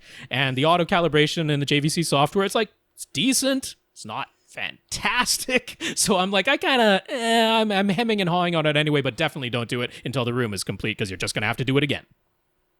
Yeah, for those of you that are watching the YouTube video, I forgot that I had just opened up that sparkling water, and when I went to drink it, I missed, basically, and I just spilled all over myself. So I'm mad right now. Okay. I'm a little embarrassed, so in case you're wondering. He says painting would mean having to take some stuff down and moving some things out of the way. So he's put it off. If that is putting you off, indeed, don't buy a UMic 1. There you go. Oh my God. Yes, we agree. If and when he does paint, should he go whole hog and paint the whole room, or should he just paint the white sections on the back right side and soffit overhead to match the existing brown of the rest of the room? The rest of the room is brown and this side is white. The behind his seats, the front and wall just to the right hand side, the door and the rear right section, and the back wall and the ceiling of the soffit. Those are all white. The rest of the room is a sort of a light brown, at least in what we can see in the photos. It certainly doesn't look like a super dark brown. I would call it kind of more of a tan. If you're really worried about the Atmos performance, I would paint the whole room gray. But yeah, I guess I'll leave it at that. If we're going to do it, I just paint the whole room gray. You're talking about saving time and not spending too much money for not very big upgrades. I'm not saying that those white walls and white ceilings aren't affecting your color, your contrast and stuff like that, but I don't know, my man. I see a lot more you can do in here that doesn't involve that's what he wants to all do. This stuff. That's the answer. So he thinks he can get away with paint. I already did that. No, I didn't do that. So he thinks he can get away with painting the ceiling black. Would it be worth it to improve the image from his projector? It's not worth it to me.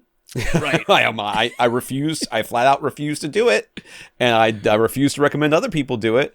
So I'm gonna say no. Yeah, I mean, I'm of two minds. You have a JVC projector with excellent black levels and contrast. It is possible to improve that a little bit further. If you think there's Notice the words "little bit." Yeah. Okay. If you think there's any chance that you're going to sell this house, probably avoid painting the ceiling black. But if you did the whole thing gray, including the ceiling, and maybe you do like a sort of a two-tone thing so that doesn't look too, uniform and boxed in. That I could kind of get behind. In this case, in this house, I'm kind of leaning against doing actual black because it's such a pain to do over again. Yeah. And with an 18-month-old, you've got almost certainly this is not the house you're going to end with. There's probably more kids potentially, and then that changes everything. Like you mentioned, he's a lapsed listener. What's that specific gray that home theater people love again? It's what is it called? Sherwin-Williams is the company. Yeah. Sherwin-Williams and screen. You look up gray screen. That's it. You look up gray screen. Now that'll just be the lightest shade of that gray family. It's the SW707 family of gray. Gray screen is the lightest shade of that. So then you can go to whatever darker shade that you want to. If you do end up choosing black, go with Sherwin-Williams Tricorn Black. That's the black paint to go for. Let's keep going. I'm looking at the picture and I have to scroll back. L. He's keen on the idea of having 4 Atmos speakers. Another pair of SVS prime elevations is what he had in mind. But where would he mount them? The soffit above the seats makes it kind of low back there. Should he actually mount them on the front of the soffit and have them as top middles, but slightly in front of the seats? Or should he just wait until he finds time to install in-ceiling speakers? Well, you missed that Sonos thing, I guess. I would put them, because, the soffit is above, for the most part, the couch, and he can't really put them in like the rear height position because that's you could, but they'd be 2 feet above his surround speakers. Yes, yeah, which are on the back wall because there is no side wall. Correct. So you're right now, you've got wires just everywhere, right? They're just coming up from the ground. So there is the option of taking your surrounds and moving them to the sides where they kind of belong, and then putting the rear heights basically behind you.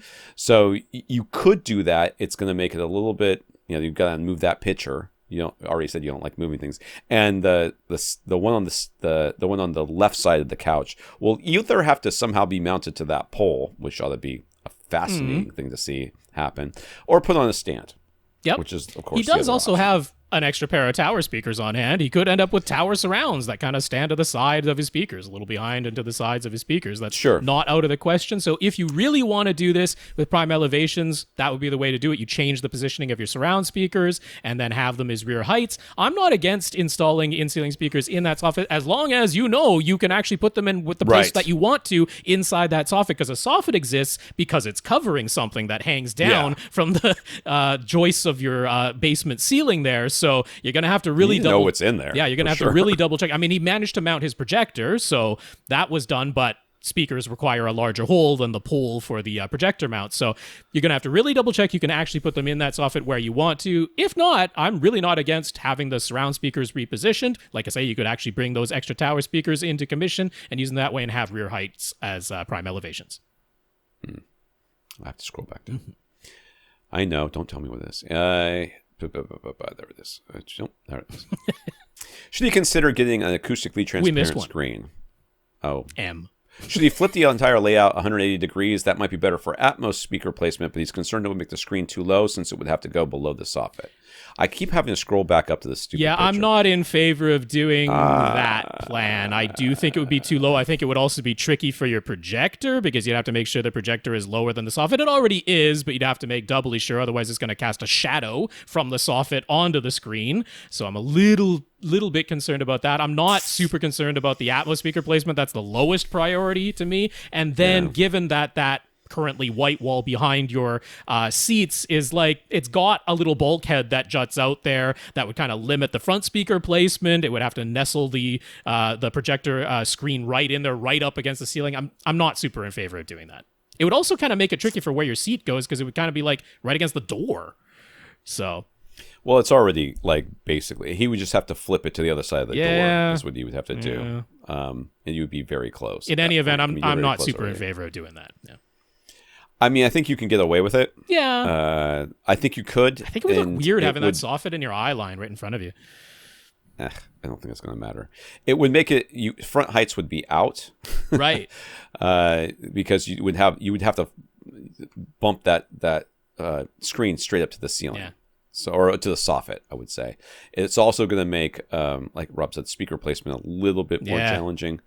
The only thing it does for you is you'll be able to do like you would have to put like the elevation speakers just in front of the soffit, basically, and you could do top fronts and top rears that way. But I don't know that. It seems like a lot of effort just to make it a little bit easier to place. And I think compromised in the end of it. Speakers. Yeah. So should he consider getting an acoustically transparent screen? And for what purpose? Because I know, what would you do? What's behind it that we're not aware of? Because currently those tower speakers aren't going to fit. And if you move that thing forward, you have to put you can put the tower speakers behind it. Again, huge expenditure of money for no discernible gain. So, no. So he's got a Harmony Hub-based remote. They already use Amazon's voice assistant. They can work together to provide some automation, but since Logitech has discontinued Harmony, he's a bit concerned about long-term viability. He hasn't bothered to invest the time in setting it all up. Should he? Yeah. What are you waiting for? Yeah, I'm not worried about the Harmony Hub system like completely going offline. That wouldn't be the case. Logitech's been really good. Like the squeeze box still functions and still has support. So if they were willing to do that, there were more Harmony Hubs out there than squeeze boxes. That's for darn sure. So I say go ahead and get that Harmony set up. Yeah, I would have done that a long time ago. That thing's actually worth your time. Yeah. And because it's really not that much time. It's a lot of waiting around for things to update. But other than that, it's fine. So he's heard enough of our episodes to know that enclosing the space would make the biggest difference, but the opening will require a fair bit of work to install a door, and as it is a non-standard size. And there's a bit of that's a bit beyond his DIY skills. So should they hire a contractor to install a door, or should he consider installing a sliding barn style door, which he thinks he could do himself? Do not do that. That's going to rattle. The barn door you put in yourself is going to rattle. Don't do that. Yeah, if you're going to close it off, bring in the contractor. They can install a door. They can adjust the frame and the door size to work in that. I'm wondering what door he's talking about. To the basement, or I think he's talking about that opening that we can see if we're looking at the sofa. Just to I can't scroll back up. Well, just to the left of the sofa, there is an opening there, and because it's the soffit and there's like the bulkhead, it is a non-standard opening. It wouldn't be super simple to just put your own door in there. It's not a flat wall with a standard height, so it would be something that you'd bring somebody in. But that is doable if you were actually talking about like closing off the entire left-hand side of the room. Don't do that. That's too much, and certainly not with a sliding barn door. So he's got that 100-inch motorized screen on hand. It's 4 inches smaller than his current screen, but he could mount it a bit closer and to more than make up for the difference in the field of view. Then he could maybe wall mount his OLED behind the screen, which would clean up the space on the left and consolidate it all into one setup. With better audio when he's gaming. Should he do that? You are not considering the fact that these are two different resolution displays. That will be no, not entirely. The projector can't do 4K 120, but it can take a 4K HDR signal. So you can send 4K HDR to both of those. But he specifically said he's using the OLED for gaming. Yes. Like that's what but he's using it for. But he can still plug his game systems directly into the OLED. They don't have to go through the AV receiver. That's true, but then you're... So the receiver, do we know? I don't remember what the receiver was. Anthem MRX 720. Yeah.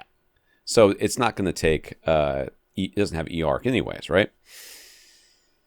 I can't remember if that one has eARC. It certainly has ARC. It'll at least do ARC. Which I can't remember means if it has that you full would be eARC. You would be losing the lossless Atmos audio from or games? the high. I guess. Sort of thing. I mean, if the audio for your gaming is kind of a priority, like everything's already on hand in this case. This is an installation job, not buying anything. So I'm not against this idea. I'm I'm quite okay with this idea. You might end up having to move the front height speakers as well, just to get them wide enough to be on either side of the motorized projection screen, which I assume would have to mount to the ceiling since it's going to be in front of the OLED if you do this. But I'm not against this because right now you aren't using your surround sound system for gaming. So that would allow you to do that, and then you're not actually having to buy anything other than maybe a wall mount. Yeah, so I am not against this. Right. I like Rob. Like I said to start with, you are going to have to be a little bit careful with how you connect things, because if you want the 4K game, 120 gaming, you got to make sure that you do it in the right directions and orders and stuff like that. But this makes sense, and you can sell that other screen. Mm-hmm. And I mean, 104 inches versus 100 inches. C7 does not do 4K 120. Yeah. Oh, there you go. So that you'd be okay no matter what you do. So he loves his JVC X590R projector and isn't seeing any huge reason to upgrade it right now, especially for the price. But with the projector mounted below the soffit and directly above his seats, he finds any lamp setting other than low produces more fan noise than he would like. So even for HDR, he keeps it in low lamp mode. High lamp mode does look better for HDR, but then the fan noise gets a bit distracting. So is there something he could and should do to quiet the projector? No. Yeah, I mean, not for your budget, no. Which is essentially, it seems like nothing is your budget, but so far. But yeah, the solution would be like a hush box. Right. But those are, given where it's placed, it would be so close to your head if you did a hush box. Hush boxes are large; they're like twice the size of the projector. I don't think that's a good idea. If you're like fine with what you've been doing, just stick with it. I wouldn't change the setup there. Yeah, that's it. Yeah. The floor is carpeted, but he hasn't really considered any other acoustic treatments, because why would you? I mean, why would any listener to this podcast think that we would ever talk about acoustic treatments? Hey, he's lapsed listener. Has been a We while. never do. Dude, it doesn't matter when you listen to this podcast. It comes up. It comes up like all the time. He's had the experience of visiting his friend Dan's theater before and after, and he's heard the wonders that acoustic treatments can make, but he doesn't know where they would go in his room. Literally anywhere would go in his room, and what he should do on that front. How much of a priority should they be, and can we help him out with what he should get and where he should put them? Okay, so let's go back to this stupid picture up here that I have to scroll up like past 7,000 questions. Right. First of all, I hate where your subwoofer is placed. Your subwoofers are placed. Oh. Okay, so you have them placed equally, mirrored in your. They're diagonally across from each other in the theater area, but not the room in total. Yes. So your subwoofers need. So you're talking about bang for buck and bang for time. Mm-hmm. So little bit of time, little bit of money, most benefit. First things first. Move your subwoofer that's behind your couch so that it is basically on the other side of the entryway there. Yeah, the midpoint of this wall. I'm only seeing one. Oh, there's more pictures above. Yeah, so essentially the two subwoofers would be at the midpoint of the front wall and the back wall, including the entire space that's open to the left. That whole thing is the room. Midpoint of the front wall and the back wall. Don't worry that only half of the room is the theater area. The sound doesn't care. Yes. So that is a almost zero cost. Sure. Maybe a cable, and maybe, having to hide it behind something or inside something, or rather underneath your carpet or something. I don't know. So that would be number one thing I would do. I would do that first because it costs basically nothing, and it should make a significant difference in how even the bass is across these seats. It is mirrored locations throughout your space, the entire room. Now, you do have that opening back there, and that is problematic. It is not. I don't know exactly. I can't see if that's just a very short opening, because you would be surprised how many times handymen or handy women or handy persons who install doors deal with non-standard openings. For sure. Rooms slant. Floors are not level. So they install the door, and then they go, well, this is not going to close. So they take it outside, and they shave the bottom of the door so that it fits. They measure it and everything so that it fits. And that happened in my home theater. And they actually shaved so much off the bottom of the door because it was a hollow core door that the framing inside the door fell out. So it was just literally, so he had to take that piece of wood that was down there and push it back in, and then use nails or whatever he used. I didn't actually watch, and put it back in place. So that is not as big of a deal as you may think it is. I think it may be a quite easy installation. So move subwoofer, think about door, get room treatments, and those room treatments can literally go anywhere, and that means the entire space. I would prioritize, though, in your case, the right wall for sure, because you want to try and even out a little bit of how much reflection you've got off of the right wall versus the open left side, and the back wall. Those would be the places to focus first. You've got essentially open corners behind your seats there. Fill up those corners with corner base traps. And along the floor, too, Oh, yeah, behind the couch there. Behind the couch there. If you get tri-traps and you just, like we talked about those triangular traps, and you just lay them on the ground and shove them in that corner, who cares? Or you can have the soffit traps that are rectangular, because that'll all work behind there. So you can fill in those rear corners, treatments along that back wall behind your listeners' heads, on the right wall. Those would be the places to go priority first. Then, like Tom said, anywhere else, literally anywhere else is fine, because that's just going to cut down overall reverberation times. But if you're on a limited time and budget, focus on the back wall and the right wall. Yeah. And as thick as you can. Moving the speakers. As thick as you're able to do. Yeah. Yes. We talked about moving the surround speakers to the sides, and then you can install your Atmos the way that you kind of had thought you wanted to. That would be fine. You could actually just, if it were me, I would just move the surround, the top backs. Or whatever. Let's move on. I want to get to a few more questions. We spent the whole podcast on them, so let's go. We haven't spent the whole podcast on this, dude. I gotta scroll down again. All right. Eddie says his friend has a NAD T758 receiver. He didn't say whether it's the original T578 or the more recently discontinued V3 or the current V3i version. He is using a Panasonic UB820 Ultra HD Blu-ray player and was careful to select Dolby Atmos soundtrack in the disc's menu, but the front panel on the NAD still says Dolby True HD. What's the fix? How many speakers do you have connected to this thing? That is question number one, because if it's fewer than 7, then it is always going to say Dolby True HD when you're playing a disc, and it will say Dolby Digital Plus if it's streaming. Yeah, so the base layer of Dolby Atmos is, like Rob said, streaming, Dolby Digital Plus, disc, Dolby True HD. It doesn't matter. If you don't have enough speakers connected to it, it's never going to say Dolby Atmos because it's got to be a minimum of 7 speakers connected in order for Atmos to actually show up. Now, if that is the case, and you do have 7 speakers connected, the other thing you have to check is in the Panasonic player, in the audio settings section, you have to make sure secondary audio is turned off, and it is on by default.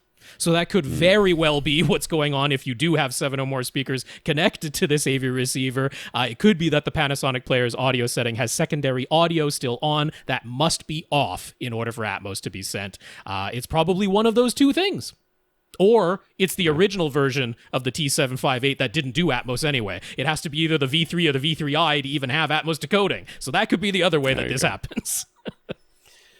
John asks, if you're getting the amplifier for a passive subwoofer, or passive speakers for that matter, how important is it for the amp's wattage to meet or exceed the rated power handling of the sub or the speakers? For example, the passive subwoofer driver he's considering says it's 4 ohms nominal and rated for 800 watts RMS and 1600 watts peak. What would happen if you powered with an amp with 700 watts continuous and 1100 watts peak versus one rated 1000 watts continuous and 1550 watts peak?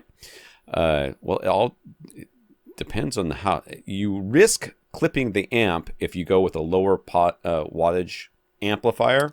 If you turn the volume dial all the way up, and then played the loudest sound that could possibly come out of a movie, there is the possibility that the signal would end up clipping. Now, as long as it's a modern amplifier, and I don't see any modern amplifiers that don't have soft clipping circuitry anymore, it won't actually cause any damage, but it won't get that little bit louder that the signal was requesting. In the case of the second hypothetical amplifier that you suggested that essentially meets the the peak wattage that was rated for this particular driver and then actually exceeds the continuous wattage, well, that one, in effect, it would get about 1.5 decibels louder at the very peak loudness that driver can possibly do. So it's not a great difference in sound pressure level, but it would have about a 1.5 decibels more headroom available to it, and then we don't worry at all that it can exceed the continuous wattage that the driver is rated for, because according to the signal, the power is not exactly drawn, but it is certainly not pushed. It's not as though the 1,000 watts get pushed into the driver by the signal just because that they exist. It is that the signal has a difference in potential that results in a certain amount of current flowing into that driver, and it has more than enough, which is fine. Right. In actuality, with the 2 amps that you said, I think that there would be zero. You wouldn't hear any difference. You wouldn't hear any difference. Yeah. So what is EIA wattage as opposed to FTC wattage? Same amp, 2 different numbers. Which one should you be looking at? So I have never heard of these. Yeah. things, So EIA stands for Electronic Industries Association, while FTC stands for the Federal Trade Commission. They are just 2 different ways of rating, in this case, audio amplifier wattage. They can be used for other things as well, but that's what we're talking about here. And it's simply the parameters that are being measured are defined as slightly different. So in the EIA wattage system, it's typically into a 6 ohm load with just a 1 kilohertz signal. So it's just a pure sine wave, 1 kilohertz, 1 frequency only, typically into a 6 ohm load, and typically with 1% total harmonic distortion. Sometimes they'll mention what the total harmonic distortion is, but that's sort of the rating that they're going with in the EIA standard. The FTC standard is a bit more difficult. It is a full range signal from 20 hertz to 20 kilohertz, typically into an 8 ohm load, and typically with 0.1% total harmonic distortion, although again, they can specify what total harmonic distortion they were using. So what that means is the very same amplifier rated in EIA will show a higher wattage, because when it's only driving that one frequency into a slightly lower impedance with slightly higher total harmonic distortion, you'll end up with a higher wattage figure under those parameters versus the full range, higher impedance, typically lower total harmonic distortion of the FTC rating. And normally it'll be about a 20 to 25% difference. So you'll see that if it's 100 watts FTC, it'll be 120 watts EIA. All right. Karl, a few different places have done shootouts of the new Sony laser 4K projectors versus the JVC laser projectors and the Epson LS12000. Some have posted images and videos online showing the projectors side by side. God, why? There are some particularly dark shots in HDR where the Epson looks a lot more blue. The Sony seems to have lost almost all detail in the shadows, and the JVC show a lot more shadow detail, but not as much as when a NAD AVR and VR Lumigen video processor is added to any of these projectors. Those video processors seem to display quite a bit more shadow detail than any of these projectors on their own. On the flip side, Sony seems to retain the most color detail and highlights, while the Epson was the brightest but clipped off highlights into pure white, and the JVCs landed in the middle. And here the NAD AVR NV and Lumigen processors appeared to retain the most highlight detail and color, but were noticeably dimmer overall and didn't have quite the same HDR impact. So Karl is keen to hear our take on all of this. What's going on with these massive shadow detail differences, and how are the HDR highlights supposed to look on a projector? Is he getting this from the pictures? Because that's what it sounds like. Pictures and commentary. Okay. There's commentary along with the pictures. Now, the pictures are essentially nothing but misleading. If you really know what you're looking at and you listen very carefully to the commentary, you can glean some information, but if you are primarily looking at the images, about the only thing they're going to do is mislead you, because when you use a camera and shown on YouTube in standard dynamic range or on your computer monitor that almost certainly can't actually show you 10,000 or 4,000 or 1,000 nits, right. When they're showing shadow detail differences, it's like, well, what was the exposure of the camera? We don't know what happened in the compression on YouTube or the compression of the JPEG image. There's so much being lost. I take pictures of black boxes all the time, and it is like you take the picture and you look at the picture and then you look at the thing and you're like, these don't even look the same. Like, I mean, I am not a great photographer to begin with. Let's all agree on that. But the reality is there's so much more that goes on there, and so many ways that the camera, depending on what your settings are and everything else, can manipulate the colors and everything else that you see. It's much akin to when we complain about people who want to hear a speaker that is being reviewed through a YouTube video. Yes, recorded on someone's camera and then posted to YouTube, and they're going to evaluate speakers against each other that way. Yeah, it's a similar thing. Ludicrous. Yeah, so I mean, if it's a specific difference and they've been careful about taking the photo to adjust the exposure of the camera and all the settings so that for a specific thing that they want to demonstrate, like Vincent Tio does that all the time, right? He'll purposely overexpose a photo, but just to be able to show you a specific thing that he comments about, it's useful for that demonstration. But when you just show two projectors in action side by side in a YouTube video, and then you go, I can barely see anything in the shadows of the projector on the left. That's not how it looks in real life. So you got to listen to the commentary, which is helpful. At least it gives you a little bit more context on that.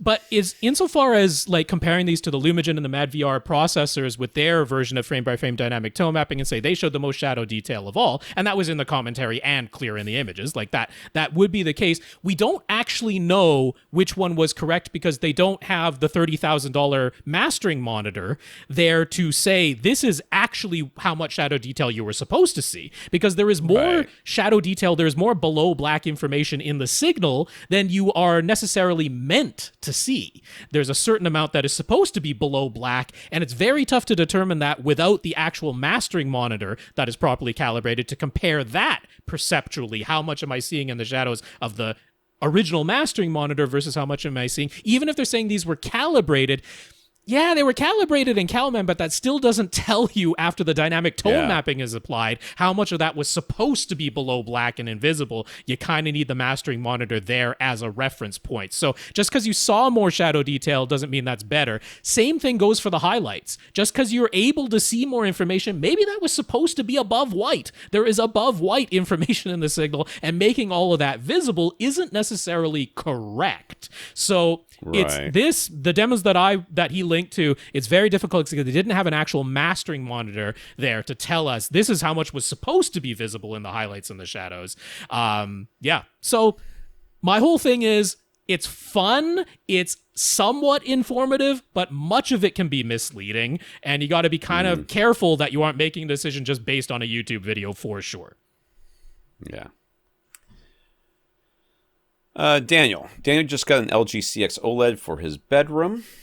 He was using the Yamaha RX V675 receiver in there to power a 3.1 speaker setup, left, center, right, with a sub, with no intention of expanding the number of speakers. He can't seem to find what version of HDMI that receiver has. It mentions 4K, but doesn't seem to be able to pass HDR or Dolby Vision from his Apple TV 4K. He wasn't worried about 4K 120 support. His Apple TV 4K is basically the only source he uses. He'd be fine with Refurbished, so which AV receivers would you recommend to replace this Yamaha? The cheaper, the better. So we're going to recommend accessories for Lex, because we always Refurbished. do. And yeah, because they're refurbished, and usually I really believe that they're just like open box stuff. People got them home and said, I don't know how to set this thing up, and they sent them back. So what do you recommend, Rob? Yeah, so I'm going to say $400. My top choice for you is going to be the X1600H. Now, the X1600H does not do 4K 120. It'll stop at 4K 60 with HDR. It is HDMI 2.0, but you're saying that's fine. Not a gamer, not worried about 4K 120. And that way you're getting MultEQ-XT.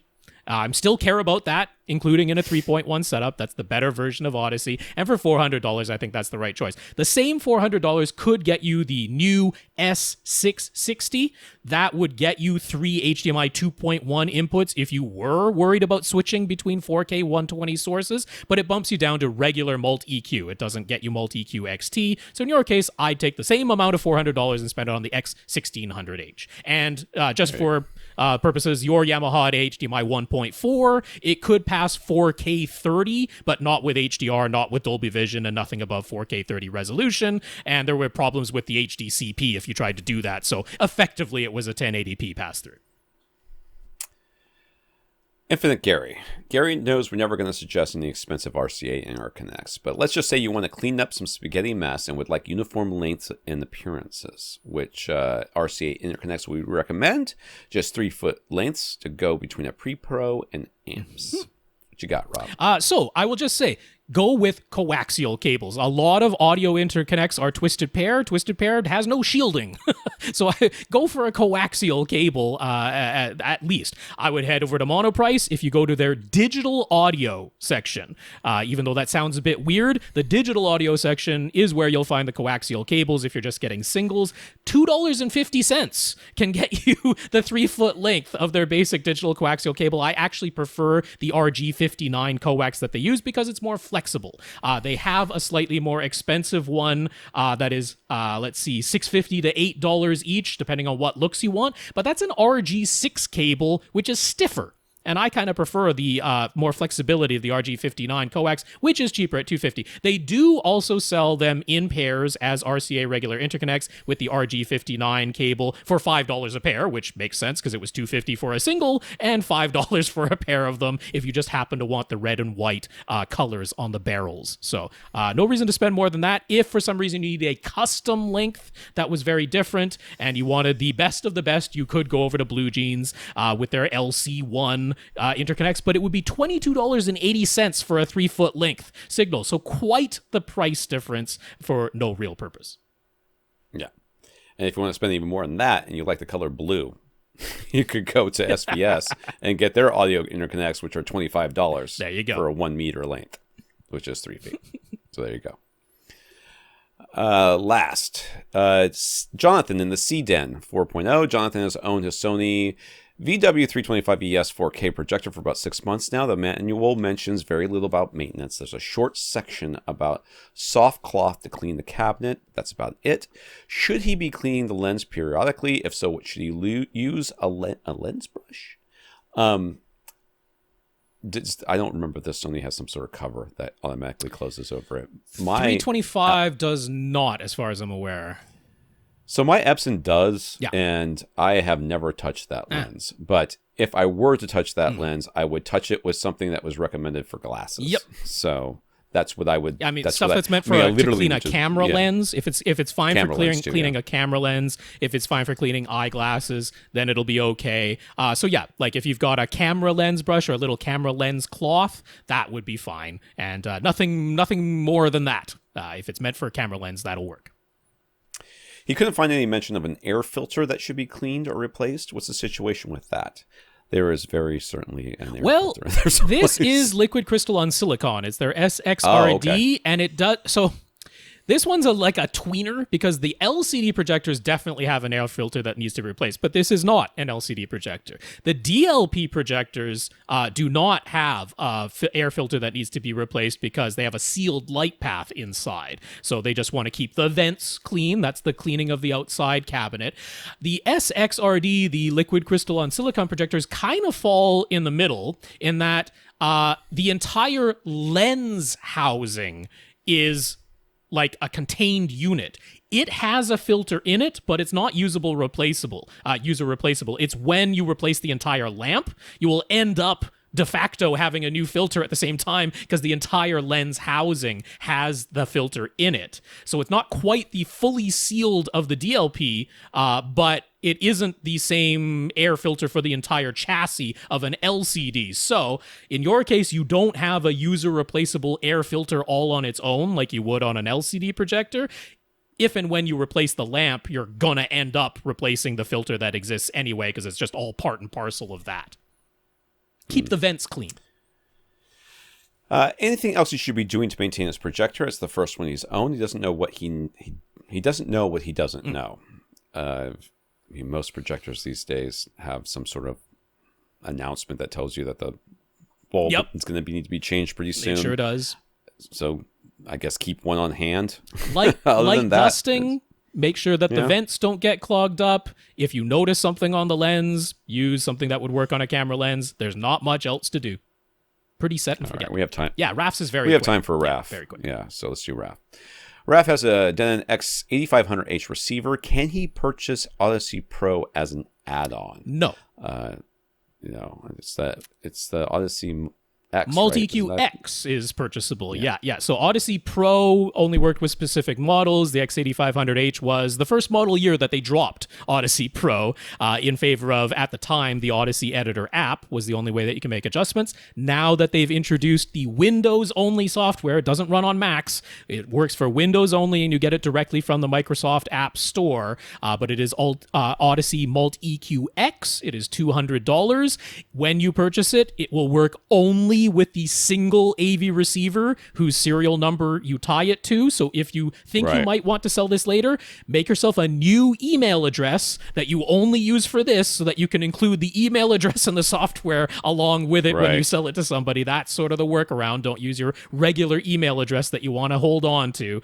So those are the caveats, but that is the way to essentially get all the functionality that Audyssey Pro used to offer with the new software, the $200 software MultEQ-X.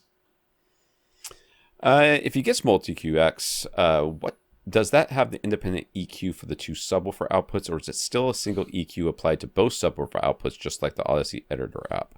Well, I mean, that comes down to your receiver, right? Your receiver, it is still using the same filters that are built into the AV receiver. And in the case of all the Denon and Marantz models, what they will do, you can set independent trim levels and distances for the two subwoofer outputs, but the equalization that is applied to both of them in mono, and there is no way to do anything different than that with MultEQ-X.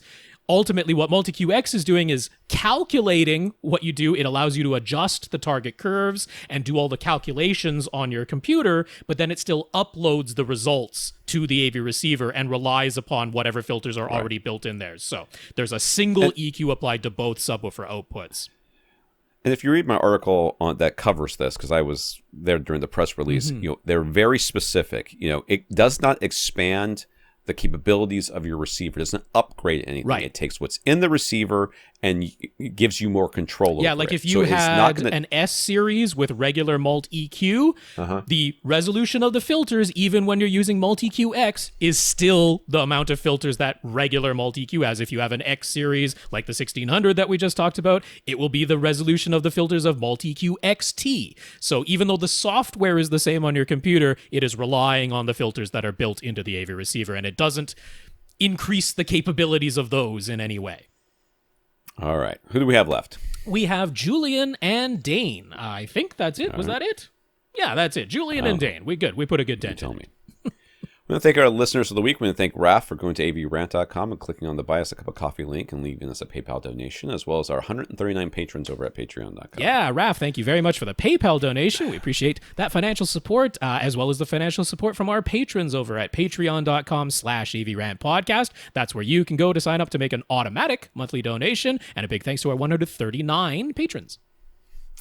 I thank Mario for giving Rob a heads up about the Best Buy flash sale. Thank you, Mario. And Seth for providing free tickets and discounted tickets to the big audio show in Raleigh, North Carolina. Yeah, as we're recording this, some free tickets still available. So if you're able to go to Raleigh, North Carolina, August 19th through 21st, in person for this audio event, you'd like to do that, email us. We're going to send that email over to question@avrant.com. We'll forward that on to Seth. He'll give out up to the 6 that he has to give away. So while we're recording this, there are still some available for sure. And then, if those all are gone by the time you're getting to it, we'll have the link for where you're going to register to attend anyway, and in the coupon code section you can enter AVRant22, all caps, all one word, and the 22 are the numerals 22. So AVRant22 is what you enter in the coupon code section. That'll get $5 off your tickets. All right, and thank Julian and Dane for sending me photos to use on AV Gadgets, as well as our notes of gratitude for Matt, Ryan, Ilango, Julian, and Mark. So thank you to all of you. Yeah, for sure. I'll send them one more time. Julian and Dane, thanks for permission to use the photos on avgadgets.com. And Matt, Ryan, Ilango, Julian, and Mark, thank you all so much for the notes of gratitude to us. The notes of encouragement are very much appreciated. And a big, big thank you to everybody who continues to listen and send in your questions. For AVRant, I'm Tom Andrew. And I'm Rob H. Now stay in and listen to something.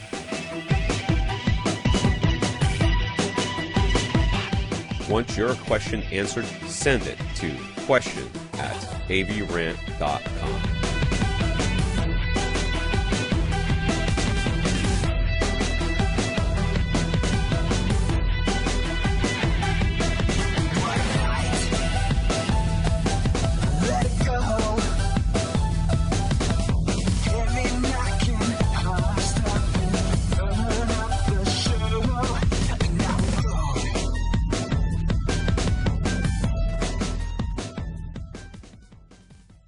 This is AVRant. Now go out and listen to something.